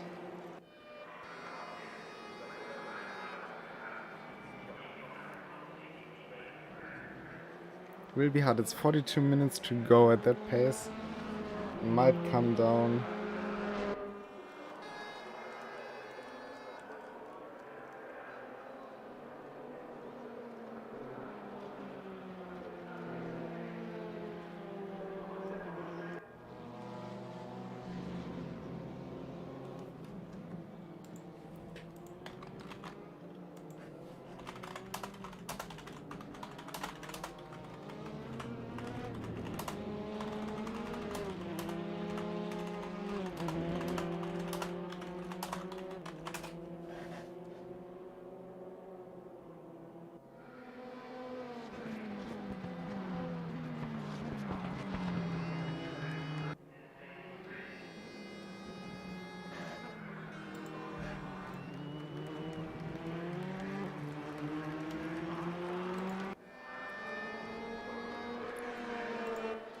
sub 10 seconds now. Let's take a look at some last laps between Marvin and Colin. So unfortunately for Marvin, because he's class leader, it doesn't really show the lap times. Just see that Colin, last laps, this lap he has been gaining 1.1 seconds, the lap before 0.7, 0.4. So definitely.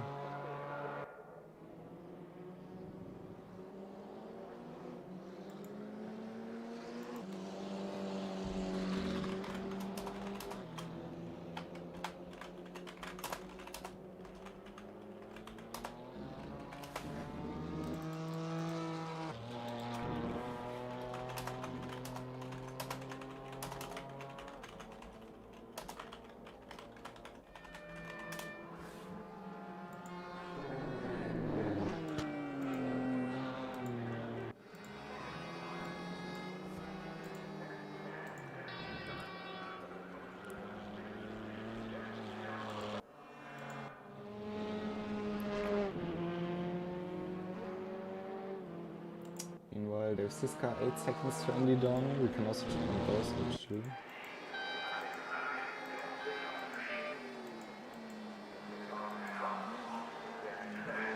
And he is actually, last lap he came closer 1.2 seconds, but that's probably because of the pit exit as well.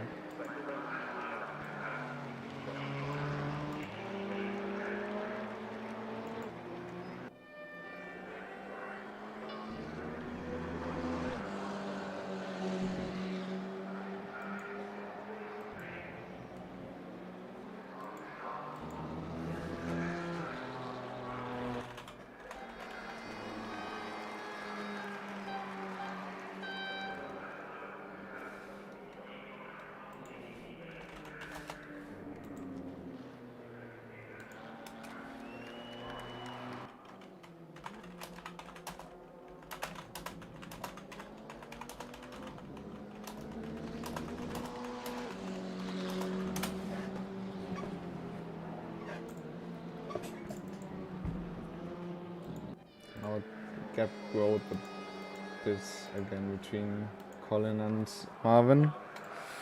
So it really doesn't. It's 1/10 he gained last lap. So it will be close. 38 minutes. That's around about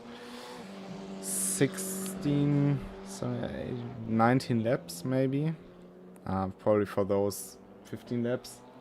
16 laps. I mean, it really depends on how big the tire drop off for Marvin later in the races. I'm sorry. He only has changed fronts. Colin has changed both, but he's also using more of the rears than Marvin is, I'd reckon. So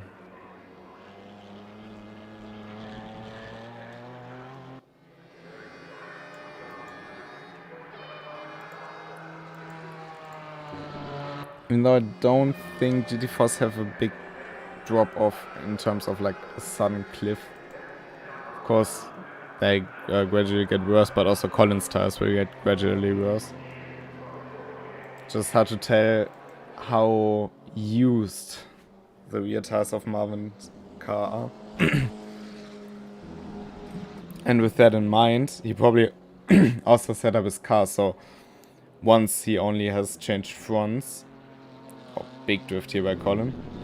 Once he changed fronts, that the car still has a very, very good balance in the car itself, allowing him to still go fast.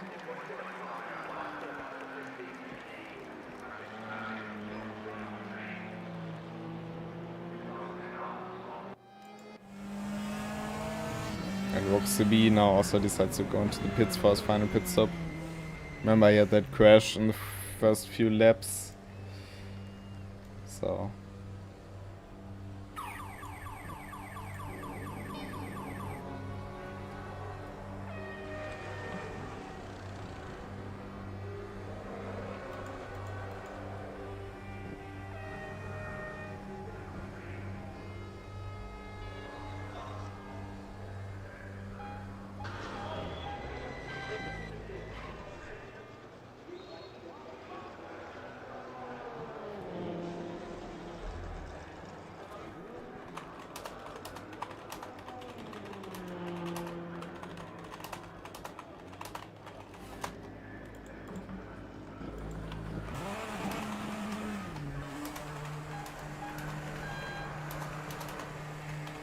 Only quick splash and dash there. Meanwhile, sub 9 seconds and a big drift again.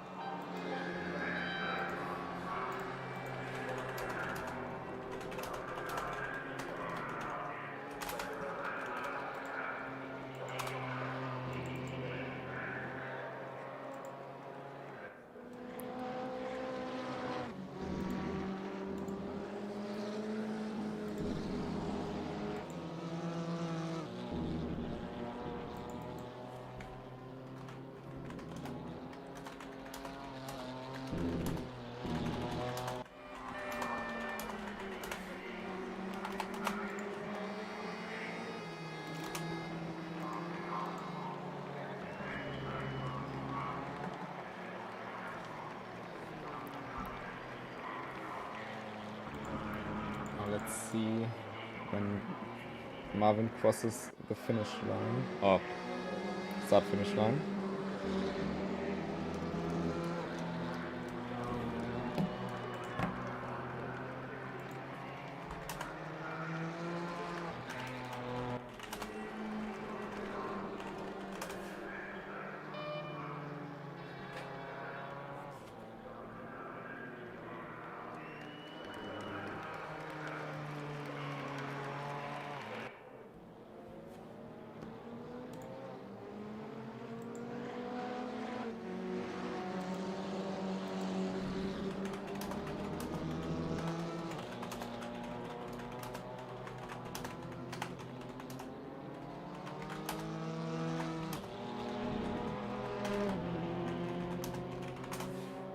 And there's Sven.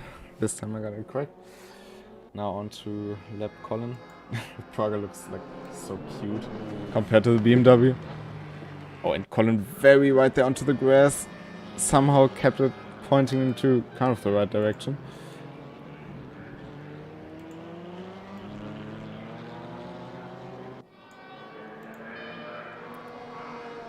And that lost some valuable time, and time is running out for him. Close in on Marvin.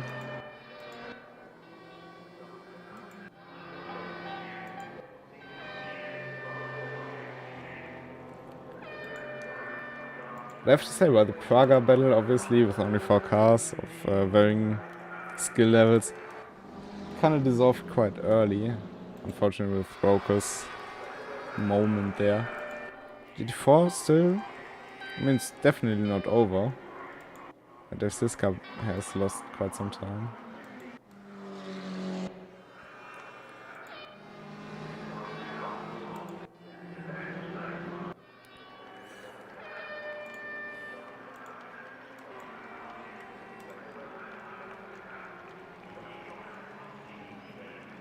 I think you can't really expect too much more than a 12-car multi-class race.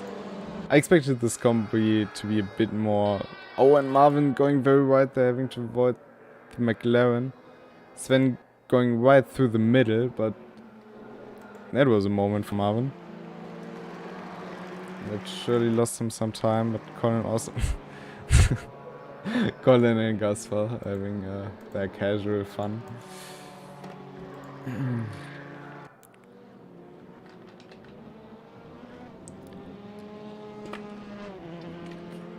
But yeah, that lost Marvin around about 1.5 seconds. And that's how fast things can go. And now, 15 to 16 laps. He didn't lose anything in the laps before, Colin to Marvin.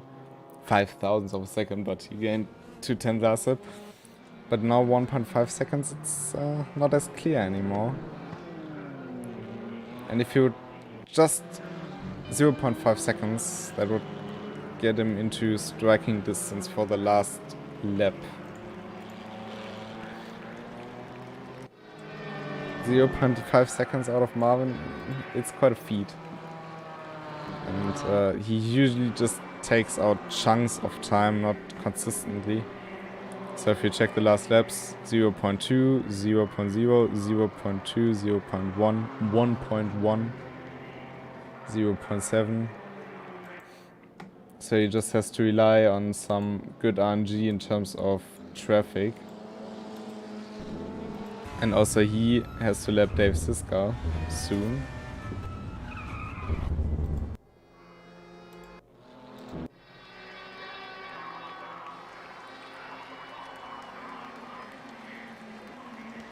And there's also Fotosizoglu, so he might lose some time there. So he gets lapped by Rockstar B.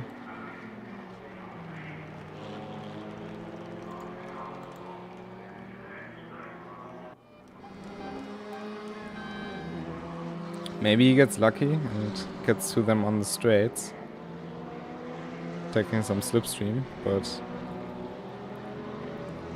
with 2 cars, it's a bit unlucky to get lucky both times. And Marvin seems to have no one right in front of him. There's one of the Pragas, that's Gaspar. But otherwise he has clean track in front of him.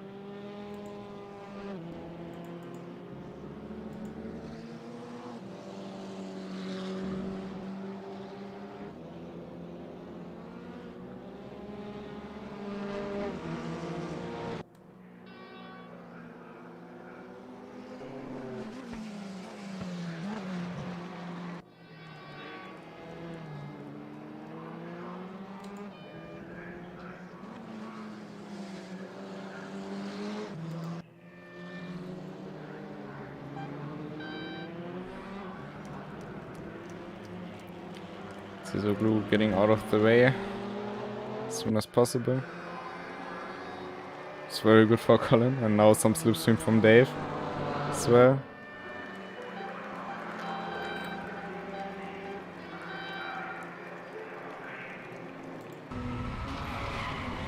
Oh, and big slide for both of them. That will lose Colin some time now.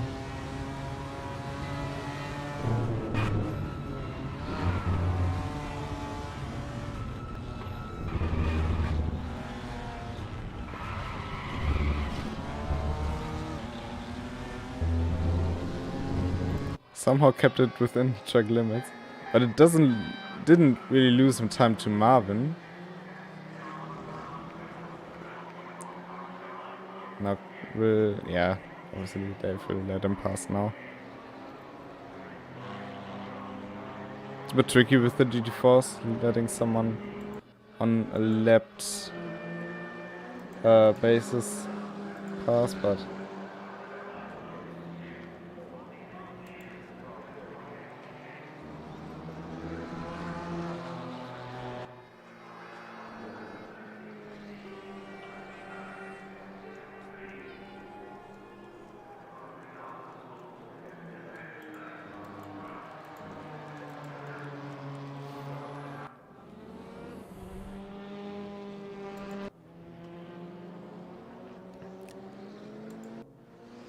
Colin can see Marvin from time to time.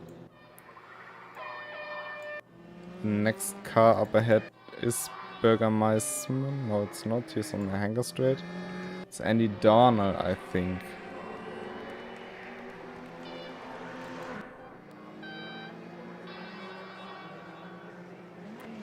I don't know if they are, or if they will lap him. It's also on a pretty good pace. Even though I was at 216, Colin and Marvin are driving 213s. So they are lapping much quicker than anyone out of their class.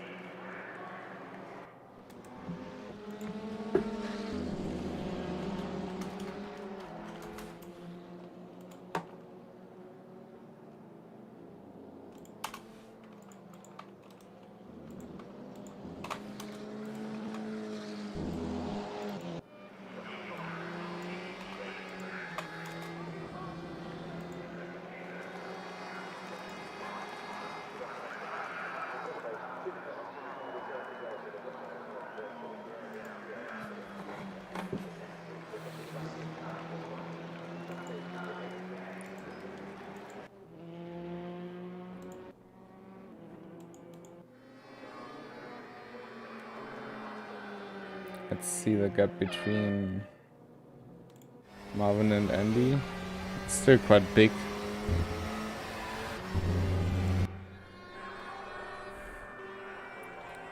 As Marvin is starting lap 44. Let's wait for Colin and see how much time. I think he lost a bit. Yeah, lost 1.5 tenths this lap. It's not the one where he overtook Ziska. That was the lap before. There he still gained 3 tenths.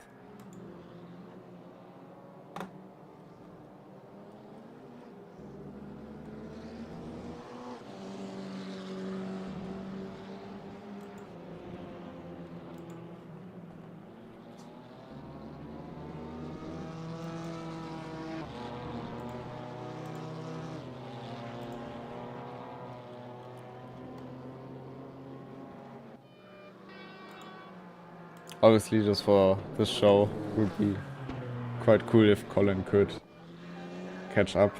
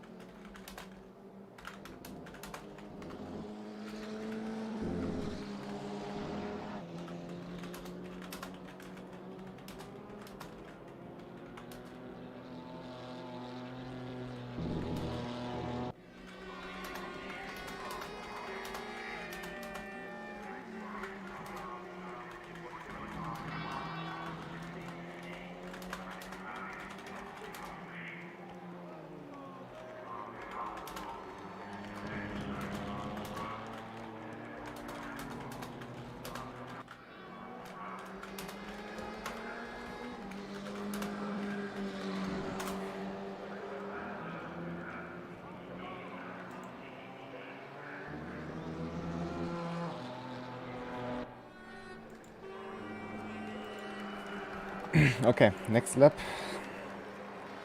Now he gained 5 tenths. Will that be enough though? It's 11 laps. 5 tenths, 6.5, that wouldn't be enough.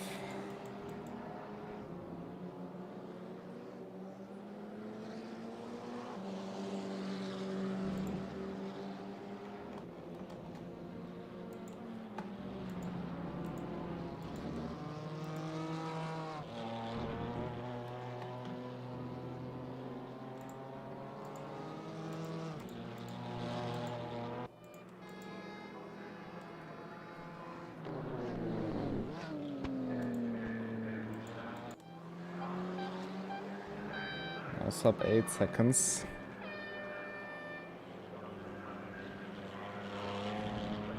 Now such tiny mistakes cost him. Especially when it's in a place where the KTM is very strong.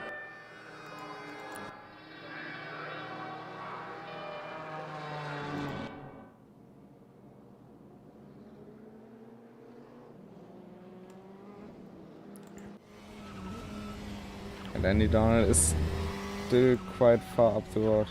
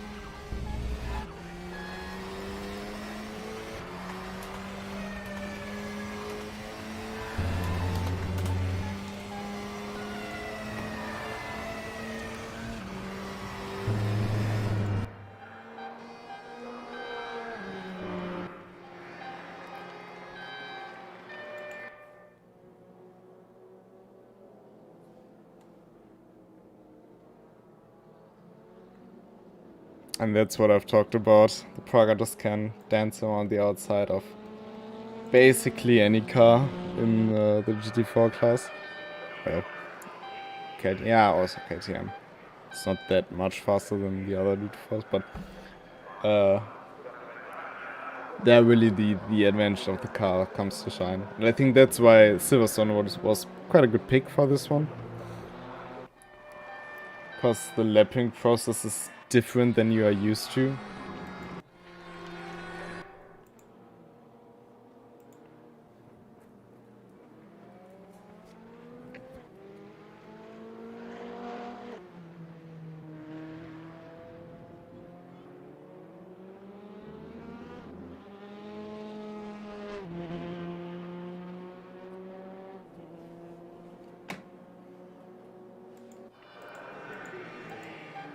Calling this lap 0.2 seconds off again.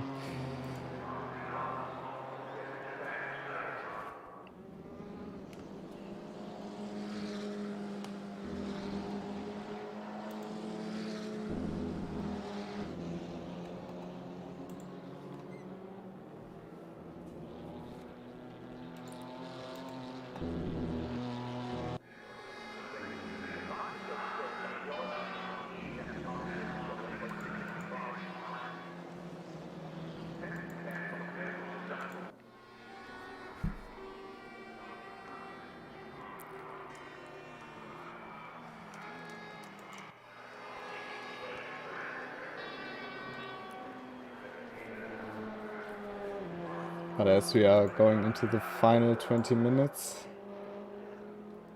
I think the race has quite settled for most of the people. So Sven Mackenberg, dominant display already.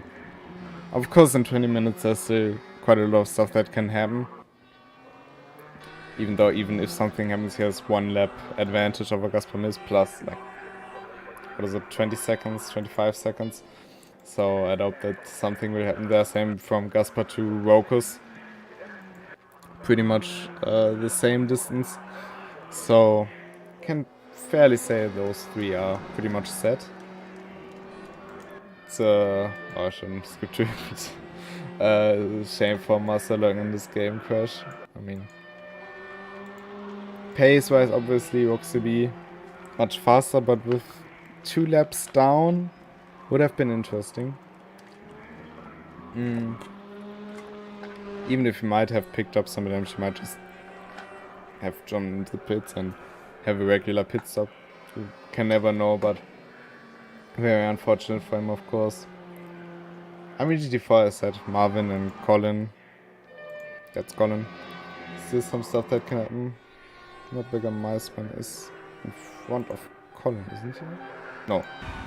Colin is in Cobb's corner and bigger Meisman. It's a bit weird with 2 very similar looking pit straights when the camera is pretty much at the same position, not gonna lie. But of course,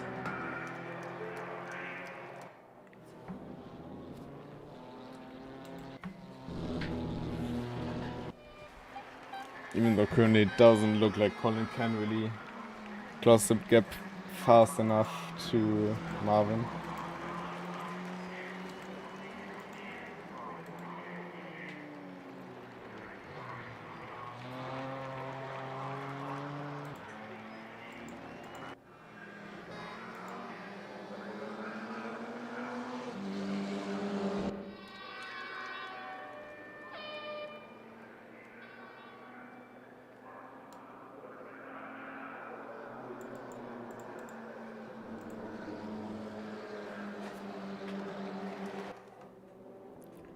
Now it will be a bit interesting. On Mackenberg having to lap Andy down, I don't think he will fight it, but might help Colin close the gap a bit for the last 8 laps. Of course. Colin also has to get past Andy Downer, so it shouldn't matter too much.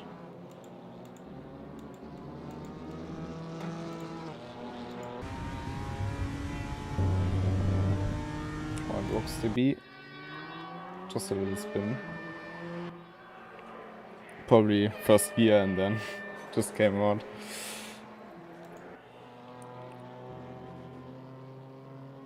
Dave Siska again, very quiet race. I mean, there was this situation with the off-track with Sven and Rokus, which we will definitely have a look at. But apart from that, very silent race. I mean, he has had that nice battle with Andy Darner in the early stages of the race, which was very pleasant to look at. But other than that, very clean, very nice.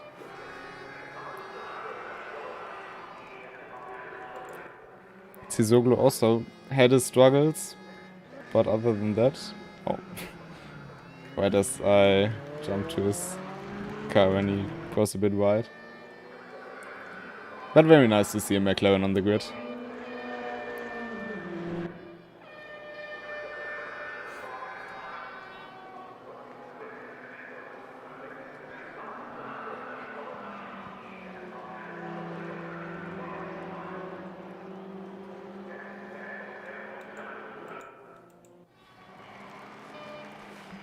Marvin is now being lapped another time. Sven being lapped another time by Marvin. Oh, and he forced him a bit wide, but all good. Was enough space on the AstroTurf. That's also a reason why they don't have like those track limit incident points, whatever. That would have been much more annoying to both. Oh, and we have something looks to be off track. Gaspar miss off track. Not quite sure what happened there. Doesn't seem like it was related though.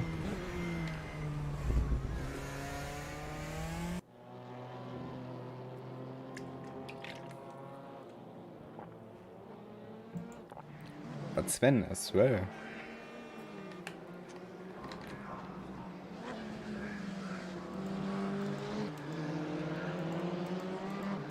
What happened there? Sven slowed on penalty, track limit Amuse. Maybe that. That's why he lost the position again. Could well be.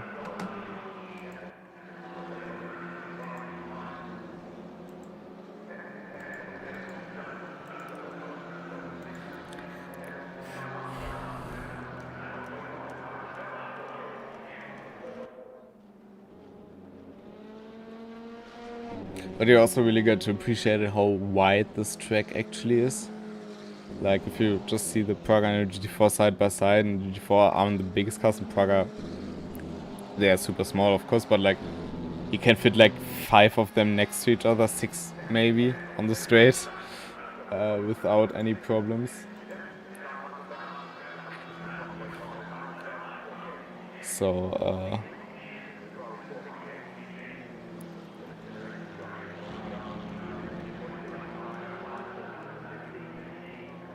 I think that also makes a huge difference. And now Gaspar Miss and Colin Bunkenburg back to their games.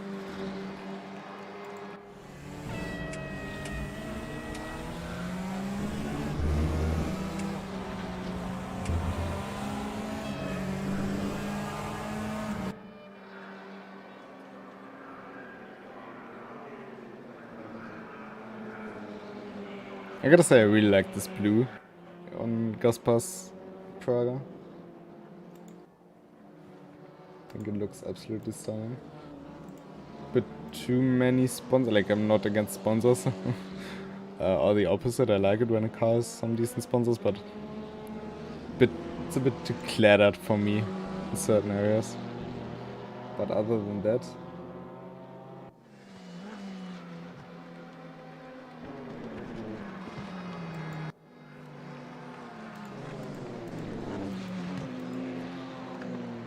also again, Colin like in a rhythm, always taking 4.5 tenths out and then losing 2 tenths, losing 1 tenth.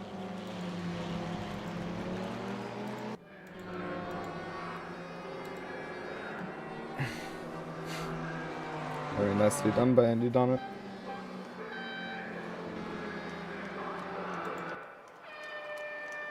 Bürgermeister driving a pretty lonely race, I'd say. It's not having to worry about a lot of stuff. It's just there, chilling in his P3. Nothing in front, nothing behind. Not even a lapped car, maybe sometimes a Praga.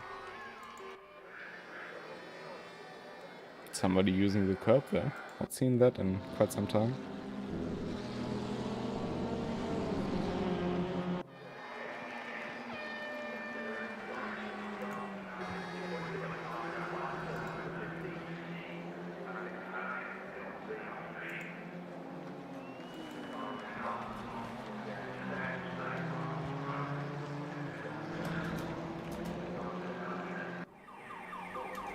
Oh, and somebody's into the pits. Now, is that... Not so much. Ah, it's Krystall Miss. Yeah, he was in pits very early. Was probably one. Won't probably be enough for Works CB, but...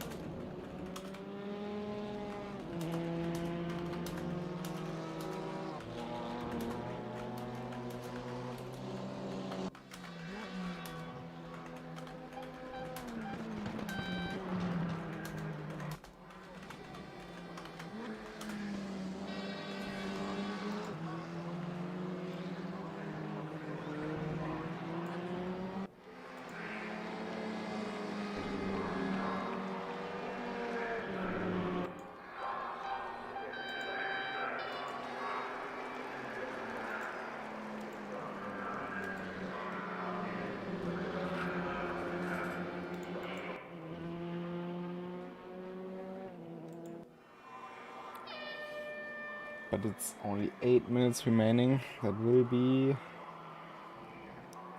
5 laps actually, because unless Sven waits for the time to clock to 0 before, you will be able to drive another one.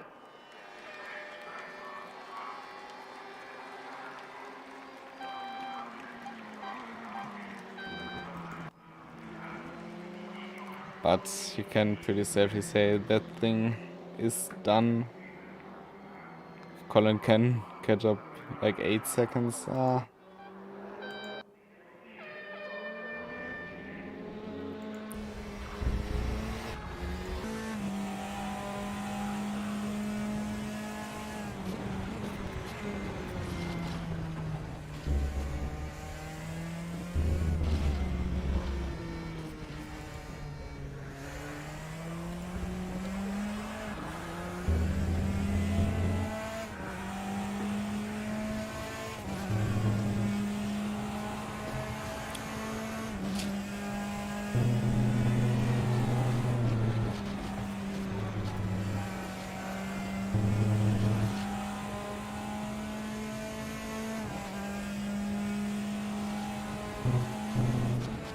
Just enjoy the last few laps on board.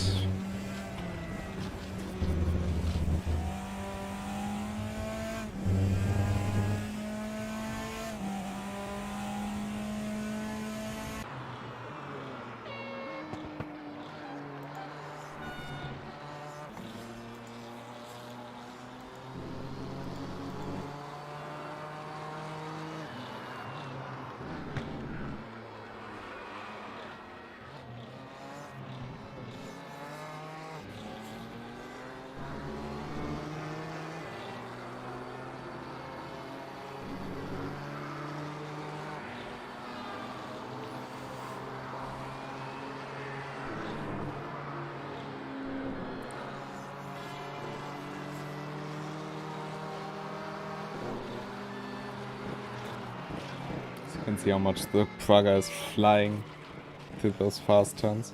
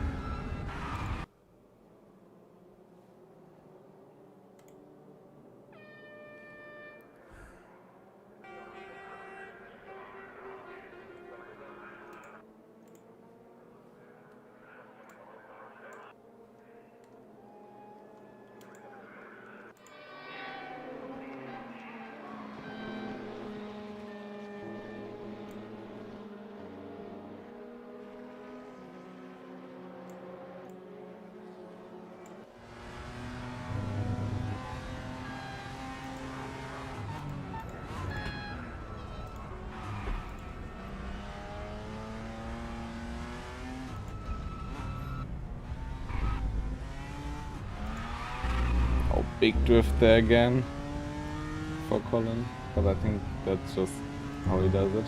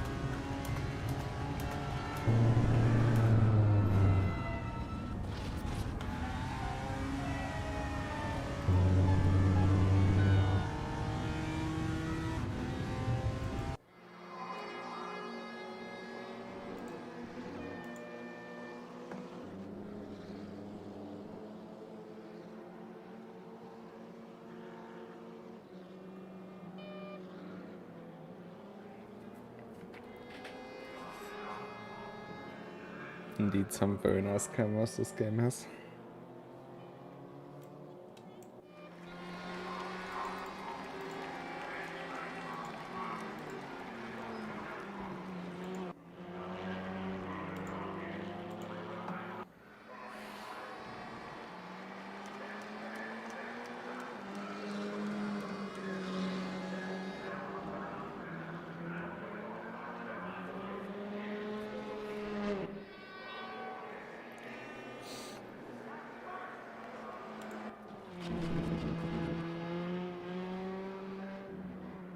Oh, so I'm going a bit wide there.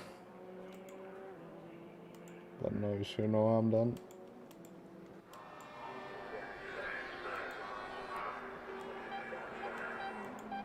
Small issue for our McLaren driver. Not the first time we've seen a spin in Cop's corner.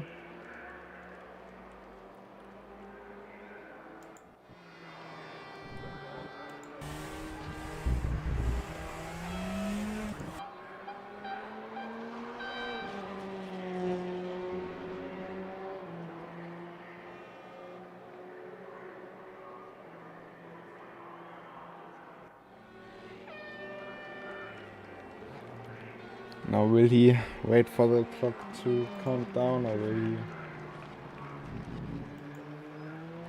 push for one more lap after this one? Meanwhile, Marvin expanded his lead over Colin as well to more than 9 seconds.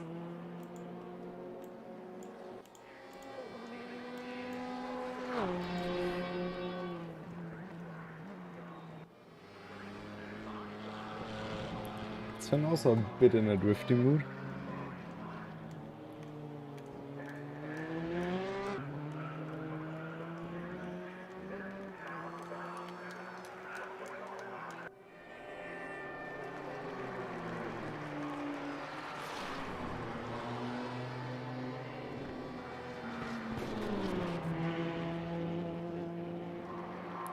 Really trying to push it there. Probably going for another fast lap, but don't think that will be valid. Ah, maybe.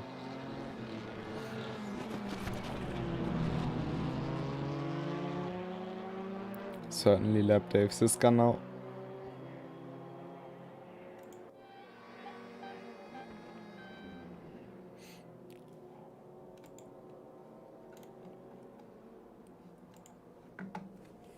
You bet he's going for one more.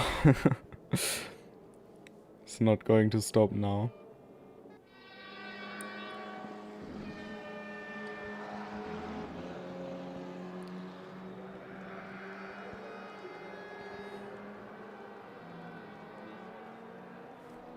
And it's one final lap for Sven Mackenberg and all the other drivers.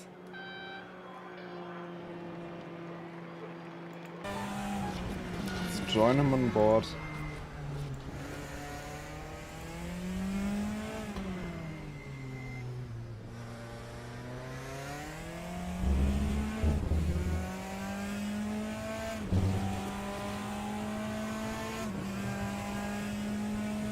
Let's also see Sven Mackenberg obviously holding the fastest lap for the Praga, so 158.001.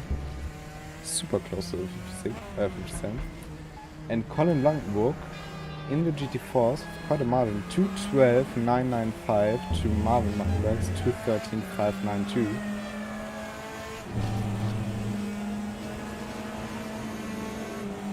So he at least won that battle.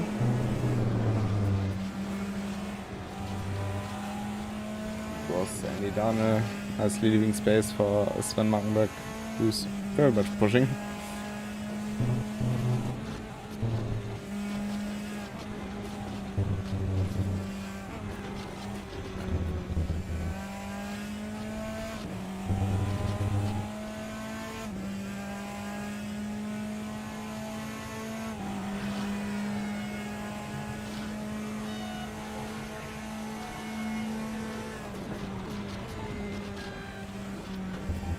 And now for one final time, shifting down into second gear.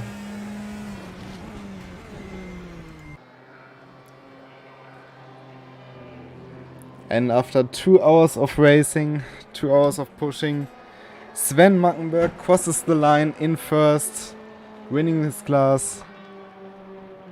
And what a performance it's been. Let's see.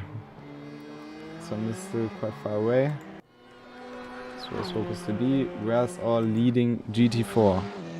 Still has quite a long way to go. So let's just see who else crosses the line. Andy Dane, very respectable race. Dave Siska as well. Very good performance by both of them.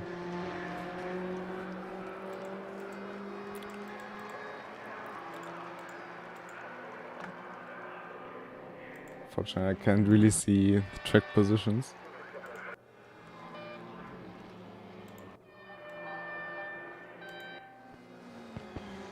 I think the next on the road is Berger Meisman to cross the line.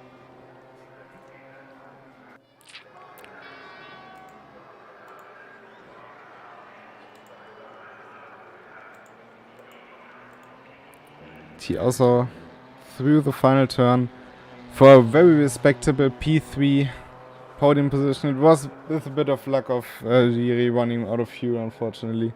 But still, very well done, very well raced. And it's Gaspar Miss taking home second place in Praga.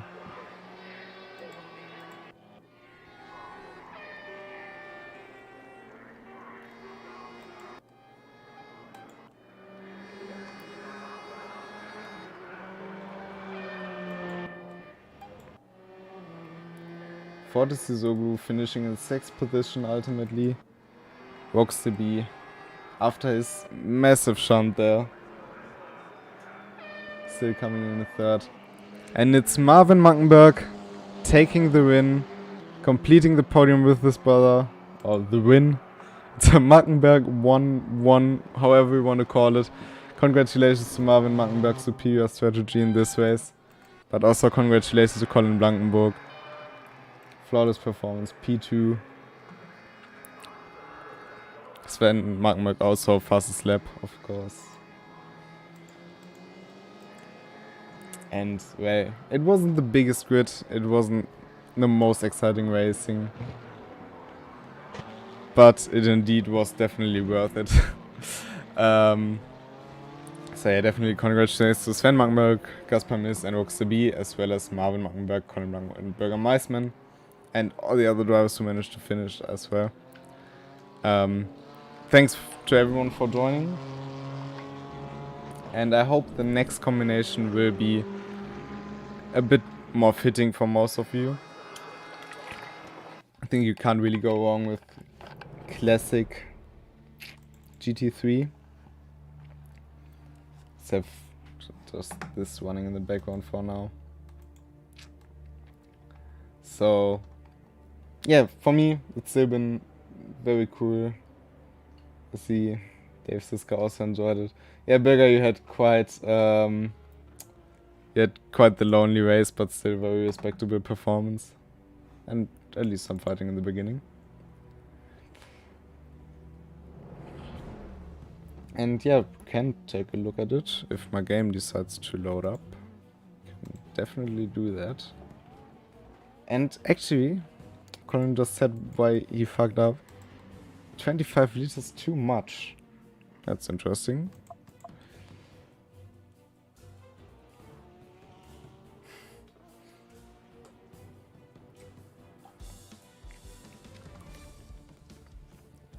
Meanwhile, I'm now loading into the replay.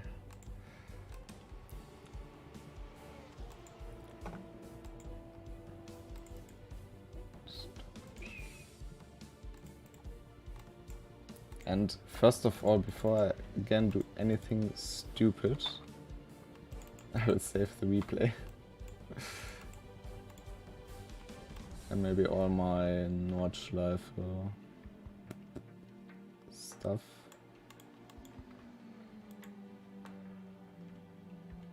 Wow, maybe not yet.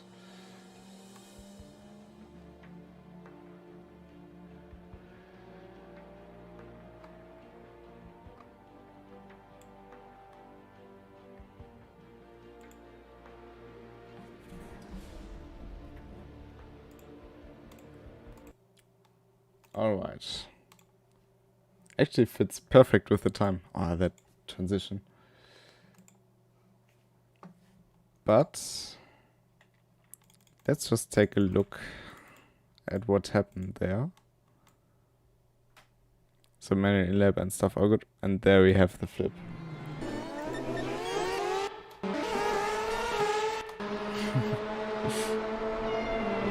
He manages it very well. Taking quite some curve here. And then turned into early. Oh, ouch. I'll just let it play, but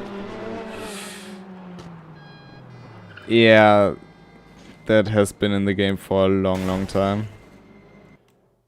Can't remember which car I managed that. And also thanks Coffee for the result. And then bang.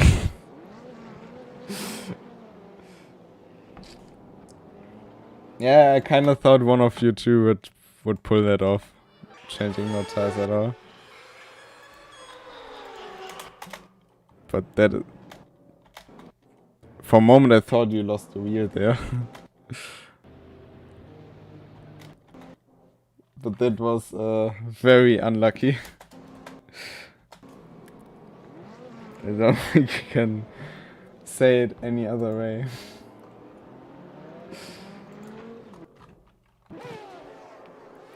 I want to see that from...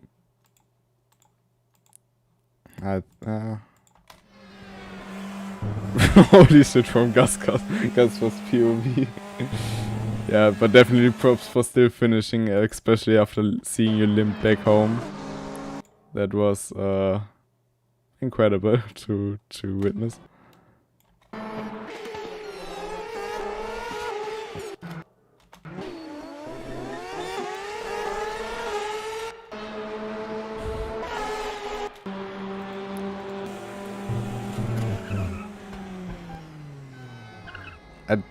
I wouldn't want to experience that in VR. Imagine you had a VR headset right now. I think yeah, that wouldn't really come to your body's liking.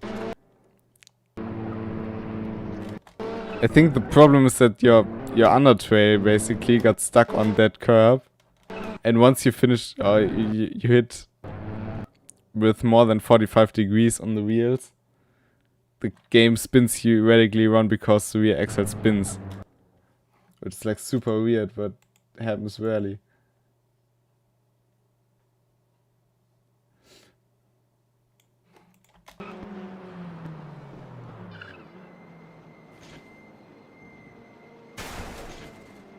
Ouch.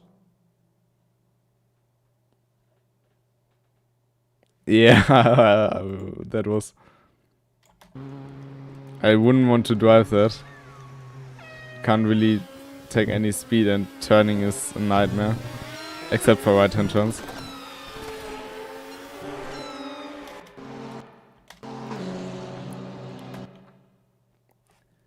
But yeah, you don't see that every day, I guess.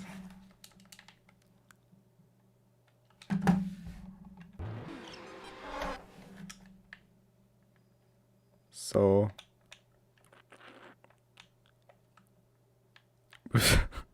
with that screenshot, I think it's time to do the end moderation. Yeah, thanks you for joining the stream, for joining the race, for supporting KCG in general. Also for inviting people, making this whole stuff a bit bigger. And yeah, it's been great having you. And I'm really hoping to see more of you back in 2 months. A bit more than 2 months probably. For Brands Hatch. And yeah, really looking forward to this. I think it's even more special. Old GT3s, I don't know when those have been raised the last time. Probably in a year or so. And I'm pretty confident in the BOP. Got some great helping hands there. So yeah, you will get notified with everything you need to know. And until then, have a great time. See you next time. Goodbye.